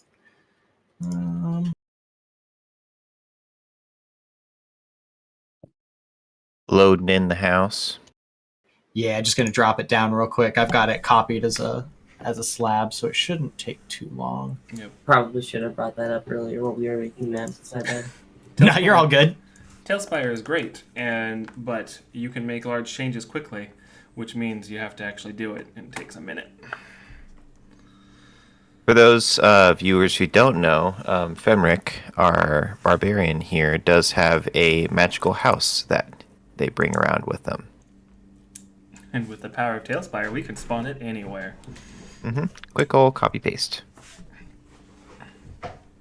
Oh, I have a mini. There we go. You guys have minis?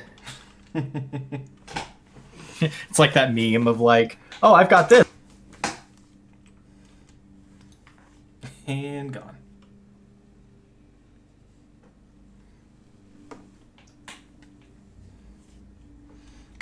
Sorry about that.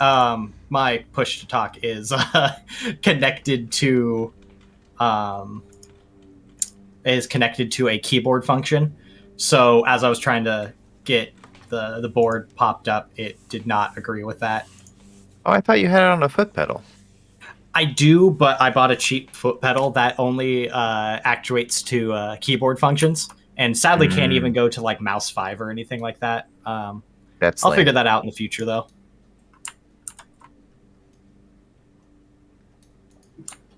The new Hero Forge integration with the minis, yeah, it's really smooth. We actually were doing it before with the mods that were available, and this is a lot cleaner, a lot easier to do. Yeah, I agree. The new Hero Forge integration is fantastic and gives us a lot more of availability for making minis for people, because like the mod worked fantastic, but it was a bit more labor intensive, so we're a little bit more reserved on doing custom minis. Whereas now that it's almost like a plug and play, click and drop, it's a lot more feasible for us. All right, so back to opening up the scene though. You guys travel through the forest for a while. Luny climbs a tree, and Misty stepping everywhere.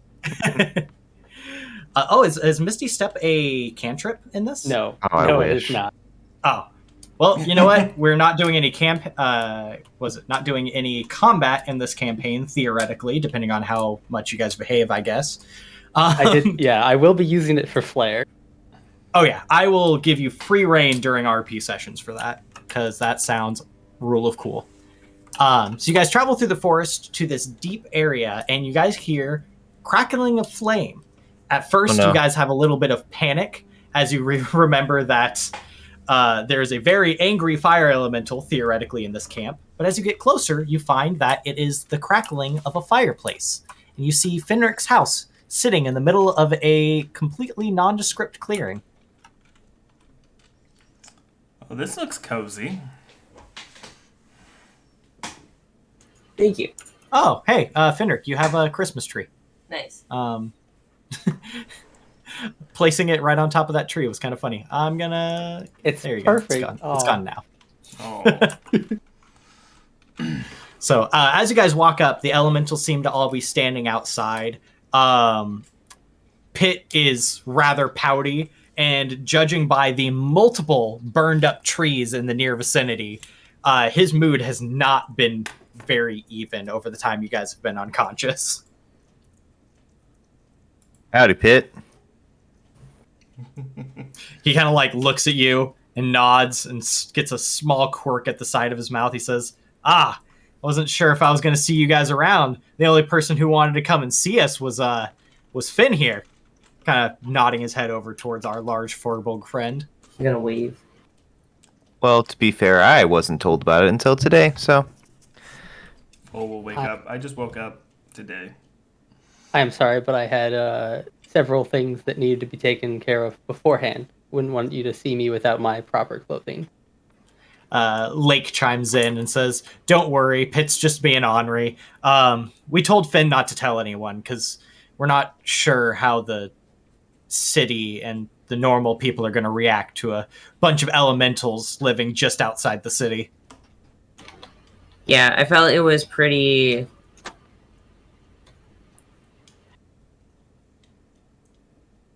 I mean, The time was right to have them come here for you, to I mean- talk to you guys. as long as it's not permanent, I don't see any problem they would have. But if this was a permanent abode you guys were doing, taxes would have to be paid. So the tax collector would definitely come for you.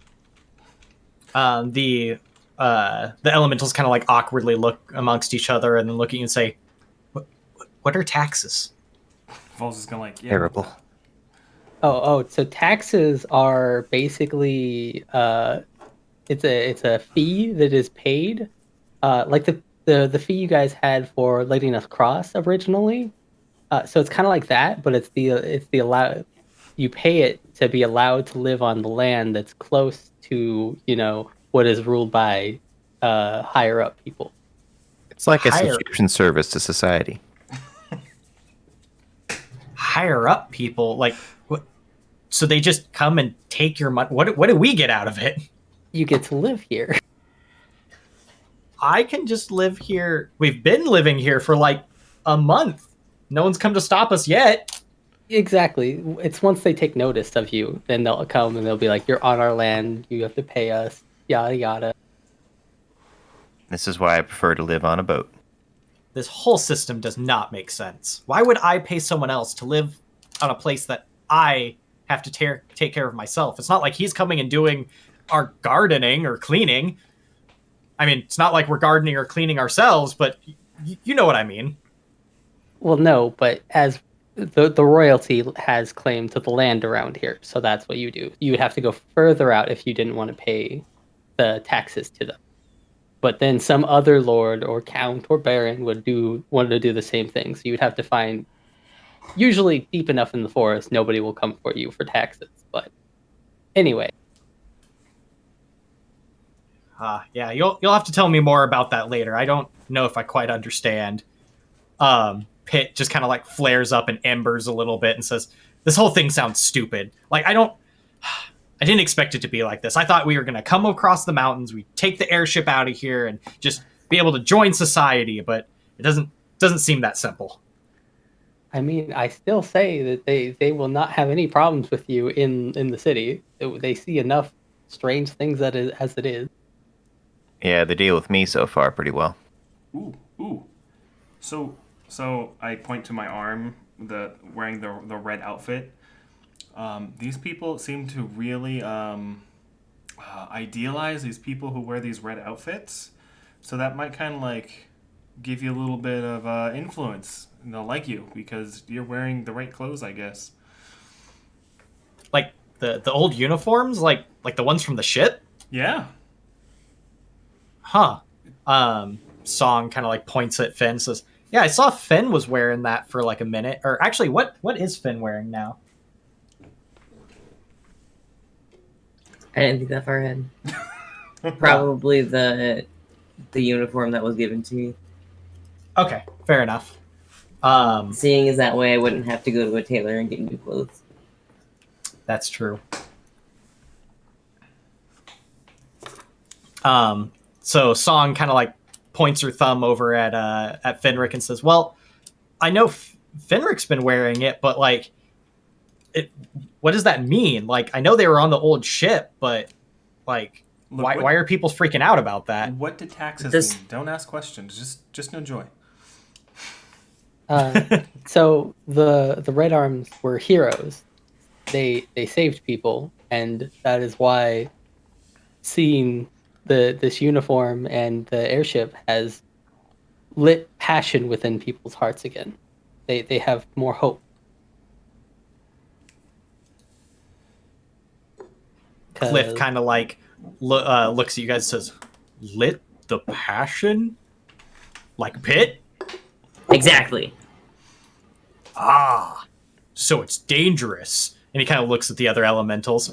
"Maybe we should stay here. They sound scary." Imagine Pitt lighting his fire, but happy. Oh, so not like Pitt at all. It gives him like this incredulous look, like, "Are you serious right now?" I can be happy. Things kind of sucked the past few weeks. That's fair. We do need to try to make that better. So this is again still Pitt. So do you really think that these outfits are really gonna change anything? It will not hurt. It'll definitely tip it into the scales to your favor. Yeah, people go crazy over this thing for some reason. Go ahead and I'm gonna have you guys roll some. I know there is a persuasion. Yeah. Amongst yourselves, choose who's going to use the main persuasion, and then at least one other person do like an assist roll on it. I volunteer. I'll do an assist roll. All right, go for it. With +4. 8 plus 7 is 15. Do I get advantage for the thing, or I got 19. 19? So I am not actually terribly affluent in 5e base rule set. So I'm going to say with Luny and Fenrick's assist rolls on that, they both rolled fairly high. 17. What was your total, Luny? 17. Yeah. So definitely with theirs, I'm going to give you advantage on that. So go ahead and re-roll that 8. Okay. Couldn't get worse. Lol. Okay, 21 in total. I was waiting for the one. Beautiful. Oh, hey, it looks like you got your D&D Beyond plugin working again. Yeah, I don't know if it works in here, but I have it working in mine. Nice. So yeah, they all seem fairly amiable about the situation. Kind of like nod to each other and say, "Well, if you can get us a few of those outfits, I think we might try coming into town. But where would we stay? What would we do? Like we've never really been around people anymore, other than the few caravans we've made friends with." As they kind of like shiftily look around each other. Well, as long as you don't burn it down again, we have a ship. yeah. Remember that ship we crashed? I fixed it. Again. So Pitt says, Fenrick's been telling us about that, about you fixing up the ship like this past week or so. Is it really going to be able to fly again? Yeah, assuming you don't burn it down at all, it'll be good to go. I already made that job too. Well, that's good to know. Sorry, I didn't have Pitt's voice a second ago. Yeah, that's good to know. Thank you guys for getting that running again. Like, it's hard for me to like thank people, but like, I really appreciate what you guys have done. We've been looking at that ship for quite a long time, just dreaming of the day we'd be able to take that thing over the mountains and join that city that all the caravans would always talk about. And it seems like we're actually going to finally be able to do that.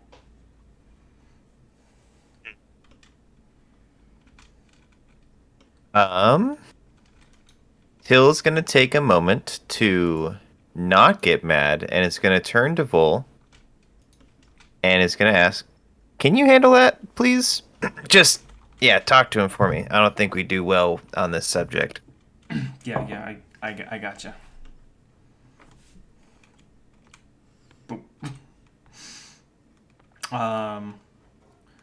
So we need to go get some...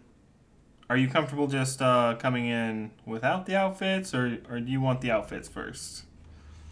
They kind of like look amongst each other, and Pitt kind of like gives like a side eye to Till as he walks away. Lake is like, "Yeah, I think it's best if we have the outfits first. Like, even with everything you guys have been saying, I feel like we'd feel more comfortable that way." Okay.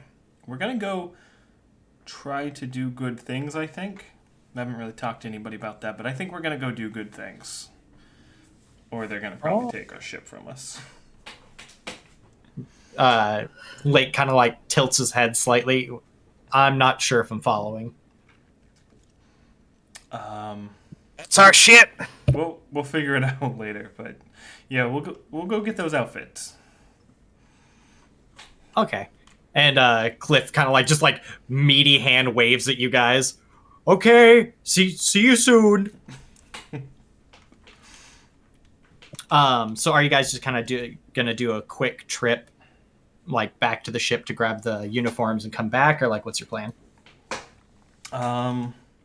Probably sounds like the best idea. Yeah, I don't know if we have that many outfits, honestly. There were 40 in good condition that you last checked. Oh yeah, then we have some. All right. Just a small number of them. I would just have my assistant come over and deliver them. Do you have any way of contacting your assistant Oh, at no, long I'm distances? back, but there's no way I'm walking the several hours back here just to give him some outfits. Oh, It's just gonna do I see that. what you mean. So you guys are gonna like go back to the ship and then I'll bring them back. We'll just all come back standstill. Yeah, I'm gonna sit in the captain's chair back of the ship to make sure that no one else sits in it. just reassure yourself, like, yeah, I am the captain. Yeah, well, when they get there, I want to make sure that there's a very clear message, as I am not sure how to deliver the message of "this is my ship and not your ship" without causing a fight. So that's how I'm gonna do it. Fair enough. All right, so I'm gonna change our scene a little bit real quick. Boop-a-doo. I'm gonna do the be right back to make it feel like time has passed. Doodle-doo.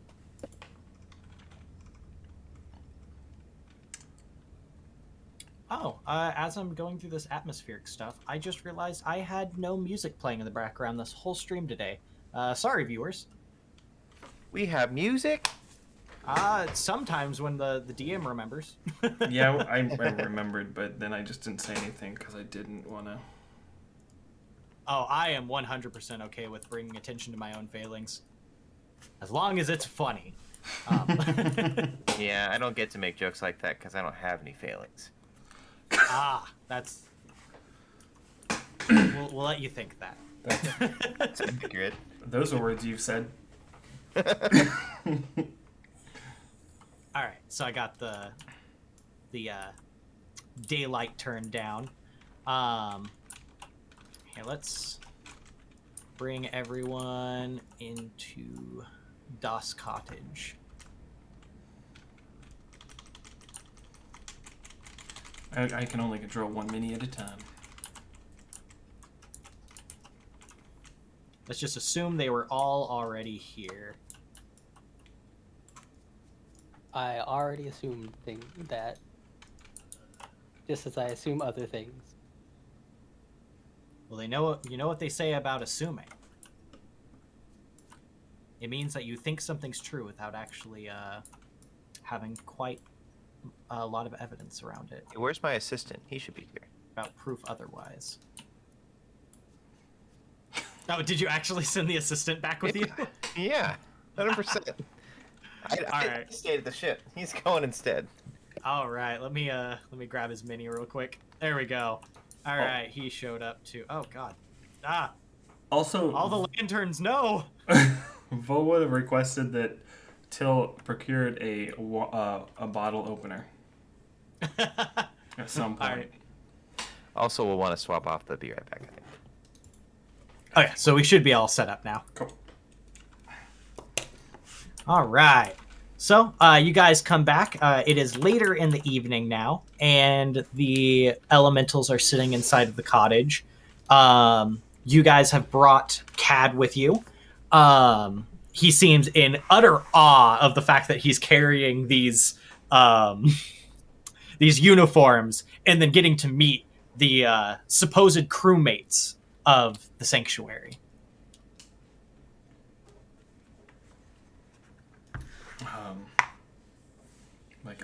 Yeah, if you could just put the uniforms down on this table next to this lit candle.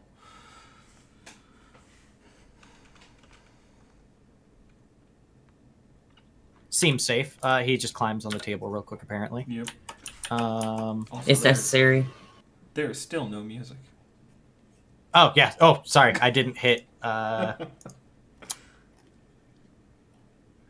it's going to make me pick it again. Where is it? Let me turn down the music volume. There you go. You guys able to hear that? Yep. Mm-hmm. Beautiful. All right. So he walks over and he sets the uniforms on the table there and walks back over to his corner and then just kind of clasps his hands, seeming excited. Yeah, Vol's just gonna motion to the uniforms, like, okay, this is what we have.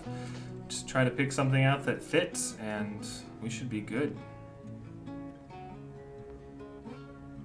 All right, so the elementals all walk up and start to grab uniforms. Cliff just kind of like grabs one of the uniforms, and it seems like it's the largest one there, and just kind of holds it up to his body as it is obviously still way too small, and says, I don't know about that. Do your best. Maybe just put the sleeves on. I think that's the important part. I can always get it refitted for you.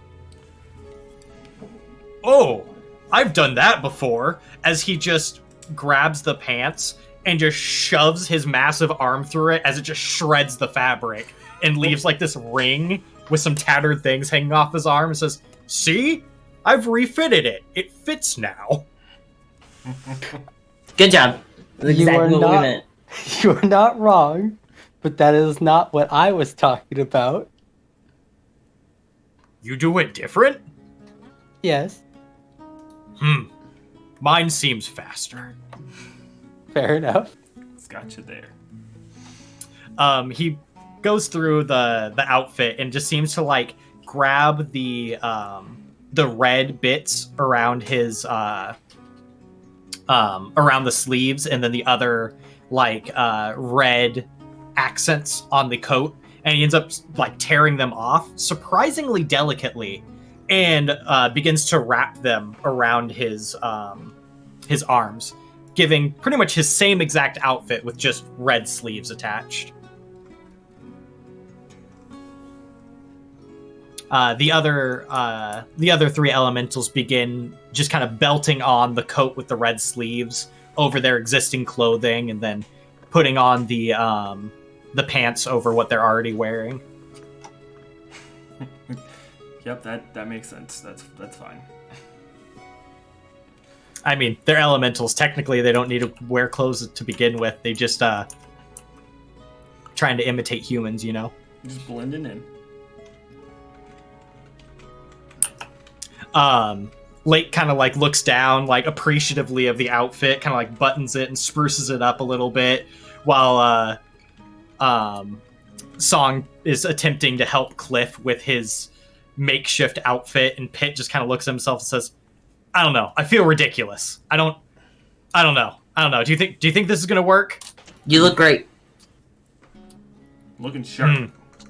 Yeah, we might need to get enchantments for a few of you on your uniforms, so that they are more usable, especially during combat if that happens. Get some flame retardant. Yeah, flame resistant enchantment.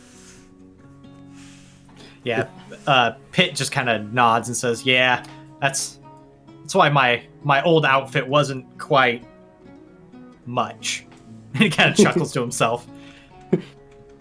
It was a little too not up to the challenge of containing your passion, as we put it earlier. Yeah, something like that. And he kind of laughs. It seems like he's the stress is melting off of him. He says, "So, what do you guys say? We make it into town?" Absolutely. Yes. How long Alright. will it take to get into town? It's gonna take about an hour to walk through the forest or at least towards the ship. It's gonna take about 2 hours, unless you guys were going back towards the tavern. If it's looking like it's almost nightfall, we might want to wait until the morning. Till will be so worried about us. That's what Till does. Till worries and stresses and loves people. You guys are luckily I'm not here to defend myself. Vol will say, actually, that's what you would call sarcasm. I've been working on that. I bet 5 gold Till doesn't leave that chair. I asked him to do something, so I hope he leaves the chair.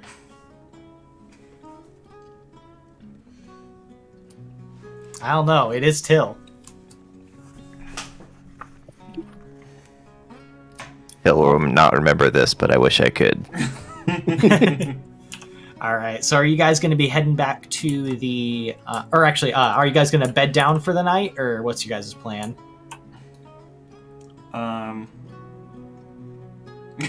Yeah, I think that just stay in the night real quick, and then, or, let's just chance it.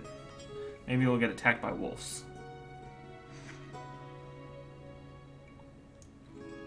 All right. Yay and nay from everyone. I'm fine either way. Finn. Sure. I know that especially people get a little anxious around things that show up in the middle of the night. I'm not sure if we're gonna take that into play or not, but if everyone else seems okay with doing it. Does Altera have a curfew? Altera does not have a curfew. In fact, it is rather odd. Altera, as a capital city, has no defensive structures whatsoever. They do have an army, and they do have a city guard, but there's no walls, there's no periodic guard towers. It seems almost like the area is just destined to be purely urban. So, I mean, that may be true in other villages and towns, but Altera has a bit of a different working structure because there are some nocturnal persons that do business within the city. All right. All right. So you guys going to be heading out then? As long as Fenrick is okay with it. Yeah, no, sounds fine. All right. So, are you heading towards the airship or the town? I think I asked that. I don't know if you guys answered me or not. Yeah, probably the airship. Okay. I will pick up my house when we leave, though. All right. So everyone, go ahead and heads outside. Let me drag all of our elementals. That's a feature I would love in Tailspire, was just like multi-select minis. Like, just grab a group of them and like move them all in formation. Mass selection would be nice. Yeah. Everyone evacuate, the house is collapsing. All right, so you guys get outside and let's see if boop. And Fenrick, I'll let you go ahead and take control of how you do that. I think the assistant got eaten by the house. No. Ensure that everyone leaves and I pick up the house. Put it in my pocket. All right, so you guys see as the house collapses down into a small ceramic figurine that Finn tosses in his pocket. All right. All right. Let's get going. Let's do it. Don't want to leave too late or we'll never make it in time. All right, let's go ahead and change boards one more time. One more time. All right, go ahead and head on back to the airship dock board. I'll get you guys' minis all plotted out and change my atmospheric settings here. All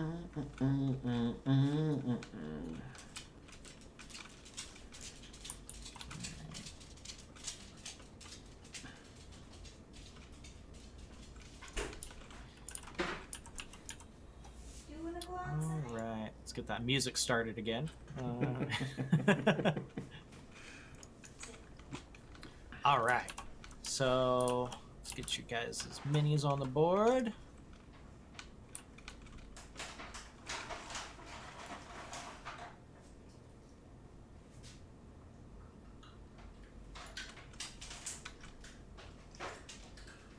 Ooh. Ooh. Sorry, seeing the new minis at night is really cool. It's not night for me. No, it is.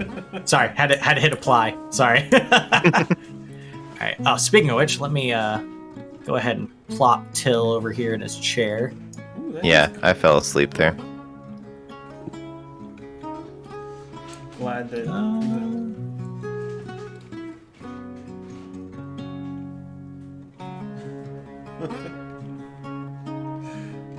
The assistant is now part of the house.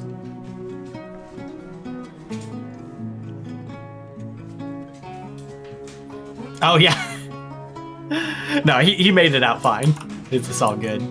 All right, so you guys make it into town, and you hear, or not you hear, you see that most people are still working at this late hour. Seems like a different crew, but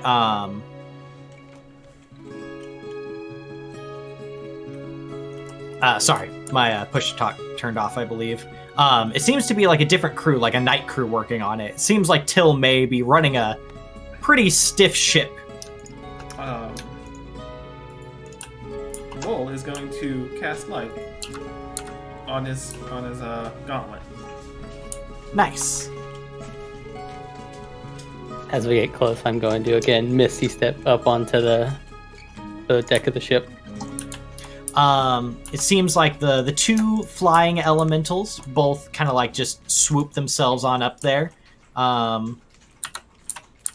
whereas the other two just follow you guys up the stairway on the scaffolding.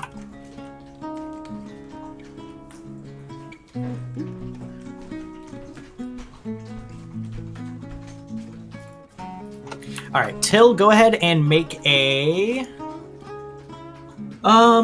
perception check. Alrighty. Oh yeah, you should lighten the night a little bit. The mold hero. Let me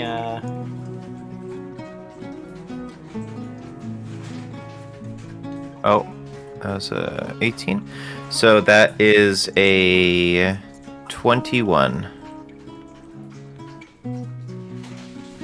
All right. Yeah, you definitely hear as people are getting up onto the ship. How does that light look to everyone?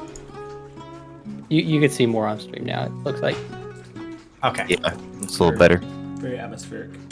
I'd say just turn on all the lights for the minis. Fair enough. Let me get all them torches going. I feel like Pit should just permanently have torch on. I agree. That would be hilarious. All right. There we go. A little bit more noticeable for you guys. So you guys come into town. All of the workers who are still working on the ship definitely take notice of the elementals as you guys climb up. No one stops you though, as they recognize the few adventurers and the outfit that the elementals are wearing. There's definitely whispers as a few of them stop what they're doing and walk amongst each other and start whispering about the elementals and what they are and what's going on. But no one addresses you directly. The assistant, after showing you guys up to the ship, goes below decks. Once I do notice that everyone has come aboard, I will wave Gary to leave Fenrick's shoulder and come join me, as I missed him. Aw. Gary hops down and jumps up to you and does that cute little cat headbutt thing. I love him. Okay. I will wave everyone over, including the elementals, and say, welcome aboard. Cliff just kind of walks over to the new walls you put up and says, "Ooh, nice." Just don't hit them too hard. They're supposed to be pretty sturdy, but I wouldn't trust them against your strength, Cliff. It's okay. I'm gentle with ship, but I am good at breaking things. That you are. Once Pitt enters the room, I will look him in the eye and say, "Hey, Pitt, come over here." He kind of like tenses up a little bit and doesn't break eye contact with you as he walks around the table and off into the void, apparently, to look at you. Yeah? What's up? Hop off the seat. I will walk over here. I will grab a seat and pull it over next to this one. I'll say, "All right, co-captain, let's sit." Sorry, adjusting my chairs real quick. He kind of raises a flaming eyebrow at you and says, "Oh, co-captain? What do you mean by that?" I figure we could use someone competent to watch the ship when we're away. He kind of nods, kind of like possibly beginning to understand what you're meaning. He's like, "Okay." He kind of like, a couple embers spark off of him, but he nods. I am, Till is silently relieved that that didn't go any worse. He says, "Well, I guess someone has to be able to keep the crew in line. Speaking of which, what's our plan with that? One of the reasons we didn't get this thing up and running before is because we didn't have enough people to fly this ship. What's your plan here?" Well, we have a lot of volunteers here. We can recruit them. He nods. Do you think they're going to be okay taking orders from a couple non-humans? I have done my best to break their spirits, so they'll take orders from anyone. Pitt looks over at Luny.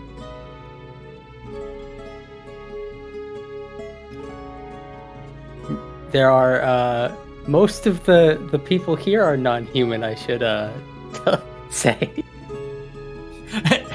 All the elementals look at Vol. Vol just looks over his shoulder, like, and then back at them, like, what? Oh, nothing. Lake says, and Song says, "Oh, just the was it the notable piece of conversation in the room? It's all right." Oh, okay. Just Vol's gonna look around awkwardly for a little bit. Pitt nods and says, "All right, I see your point there, but I just want to make sure that everyone's gonna listen to us when we say jump, you know." And Cliff like waves his hand at Pitt. "Oh, you're being dramatic." That's what he's good at. I mean, as long as you don't treat them horribly or ask them for anything too strenuous, it should be fine. Oh, no, it'll be fine either way, trust me. You can only push a man so far till... I'm still finding that limit. Haven't hit it yet. Just under my breath, I'm just gonna say, poor Ked.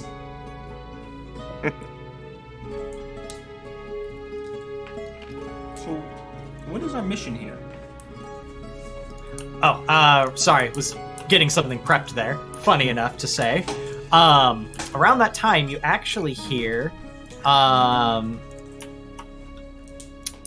you hear Cad running back up the stairs, the scaffolding, and kind of bursts into the room with you guys and says, I'm so sorry to bother you guys, seeing as you guys just got back.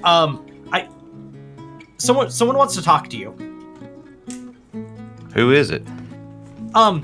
These two farmers, they just came up the road and they were asking for the red arms specifically, and so I told them I'd come and get you. I'm gonna just kind of push past, be like, well, we'll go see what's happening. Sounds like we have a job. I will look over at Pitt before proceeding.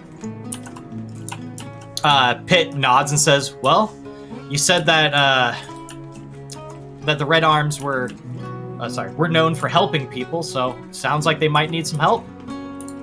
Alrighty, let's do it. Oh, shit. Fenrick, use the stairs. All right, I'm just gonna go ahead and teleport all these minis. There's so many minis to manage.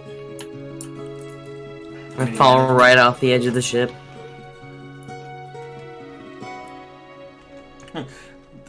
This isn't a farmer. Oh, can the music be turned down a bit?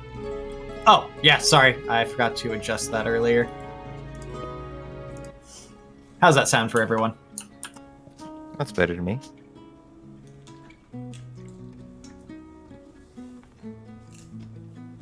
Turn it up. Turn it up. We'll Sorry, just the scream. local bard was a little too zealous, and not Loony this time. Do they want us to drop the beat or raise it? I don't know anymore. Oh, You're right. yeah, I'll stop. find a track on here that's got a really heavy bass track. Hell yeah. That's Just the like music wandering I go for. around, very dramatic scene. You know, some important NPC dies, and in the background it's just like. Gotta keep it going. The party can't stop. All right. So as you guys exit the ship and come down, you see two farmers, seeming much worse for wear. It seems like the large bearded man is harboring a couple wounds that seem to be a little bit old and loosely tied up. They're escorted by what seems to be one of the town guards that patrols up and down the main road that you've seen before. It is an aggressive-looking town guard. He was the quickest one I could pull out at short notice. No, you're good. Oh no, he's gonna slay the old lady.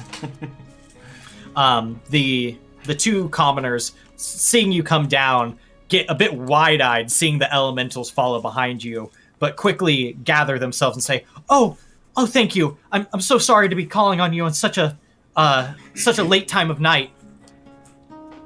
We are awake anyways. Barely.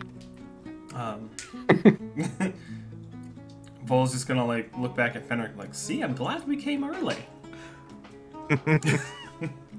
Yeah, I would have been left alone to deal with this. So what is the Get trouble?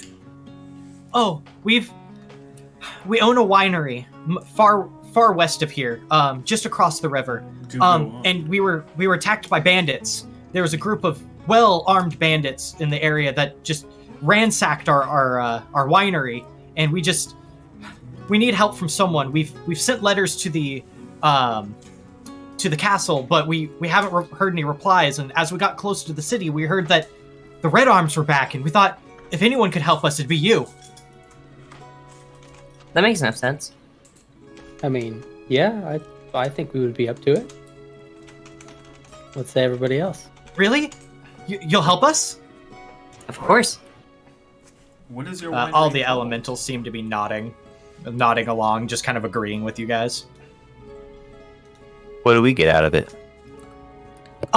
We are a very well-known winery. We do have funds. Now that we're back in the city, we should be able to draw from a few of the banks, but whatever you ask, as long as you can get our get the wine, make sure the winery's safe, and the bandits, they're well known here. They've been attacking farms and caravans for months now. But if you could get rid of them, that's what we really need. Because if we go back and the winery's safe, they'll likely just attack us again. In a few weeks. We need the bandits to be getting rid of. Don't worry about payment for now. We'll take care of the bandits. Oh, thank you so much. They've always said that the Red Arms were the band of the people, the ones to save everyone, and it seems like you guys live up to that expectation. Damn straight we do.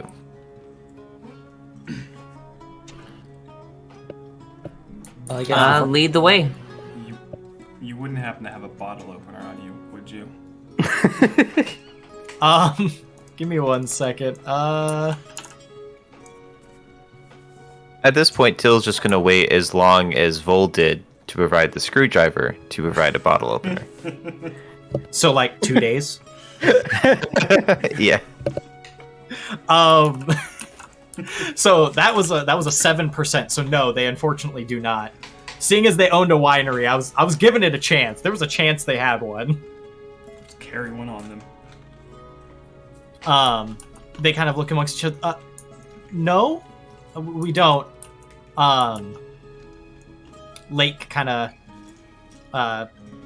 Lake pipes up and says, "Well, you guys said that the airship was up and running again, right?" it should be. Hmm. Let's hope. Yeah, it'll work. The Lake nods to the commoner and says, How far out is that winery?" And they kind of look at each other and say, "Well, but by horse, 2-3 days." And Lake kind of looks back at you guys and says, "Well, we could take the airship." So half a day by airship, if that. I'll turn to Cad. How many volunteers do we have on site right now? Right now, let's see. He kind of like starts picking through the ledger he had in his hand. 1, 2, 3. We have about 6 people working on the ship at the moment, and I'm sure all of them would be willing to join the crew if need be. With everyone here, that should be enough to run it. All right, let's get up and running. You know what to do, Cad. All right, and he, seeming like this timid young kid who was always really nervous before this, seems to gain a bit of confidence and backbone as he starts, running up and down the dry dock, saying, "All right, we're going to need this ship up and running. Anyone who's willing to volunteer to run this ship, get up on deck and, get up on deck for roll call." And starts just getting everyone together. See, I told you it builds character. And with that, I think I'm gonna put a close on the scene today, unless there's something else you guys want to do. Oh, Before we yes. go, I'm gonna take the hand of the woman, and I'm gonna say, so if you need a place to stay, I don't know if you just got here or not, but definitely check Gavin's Inn. Gavin's Inn. Oh, are you talking about the Heron's Flight Tavern? Yes, that's one.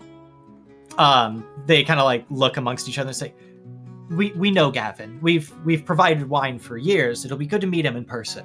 Thank you so much. We will be eagerly waiting for you guys to return. That we will. They kind of like clasp your hand, and as you pull your hand away from the lady, she left a key in your hand. It says it's to the winery. Thank you very much.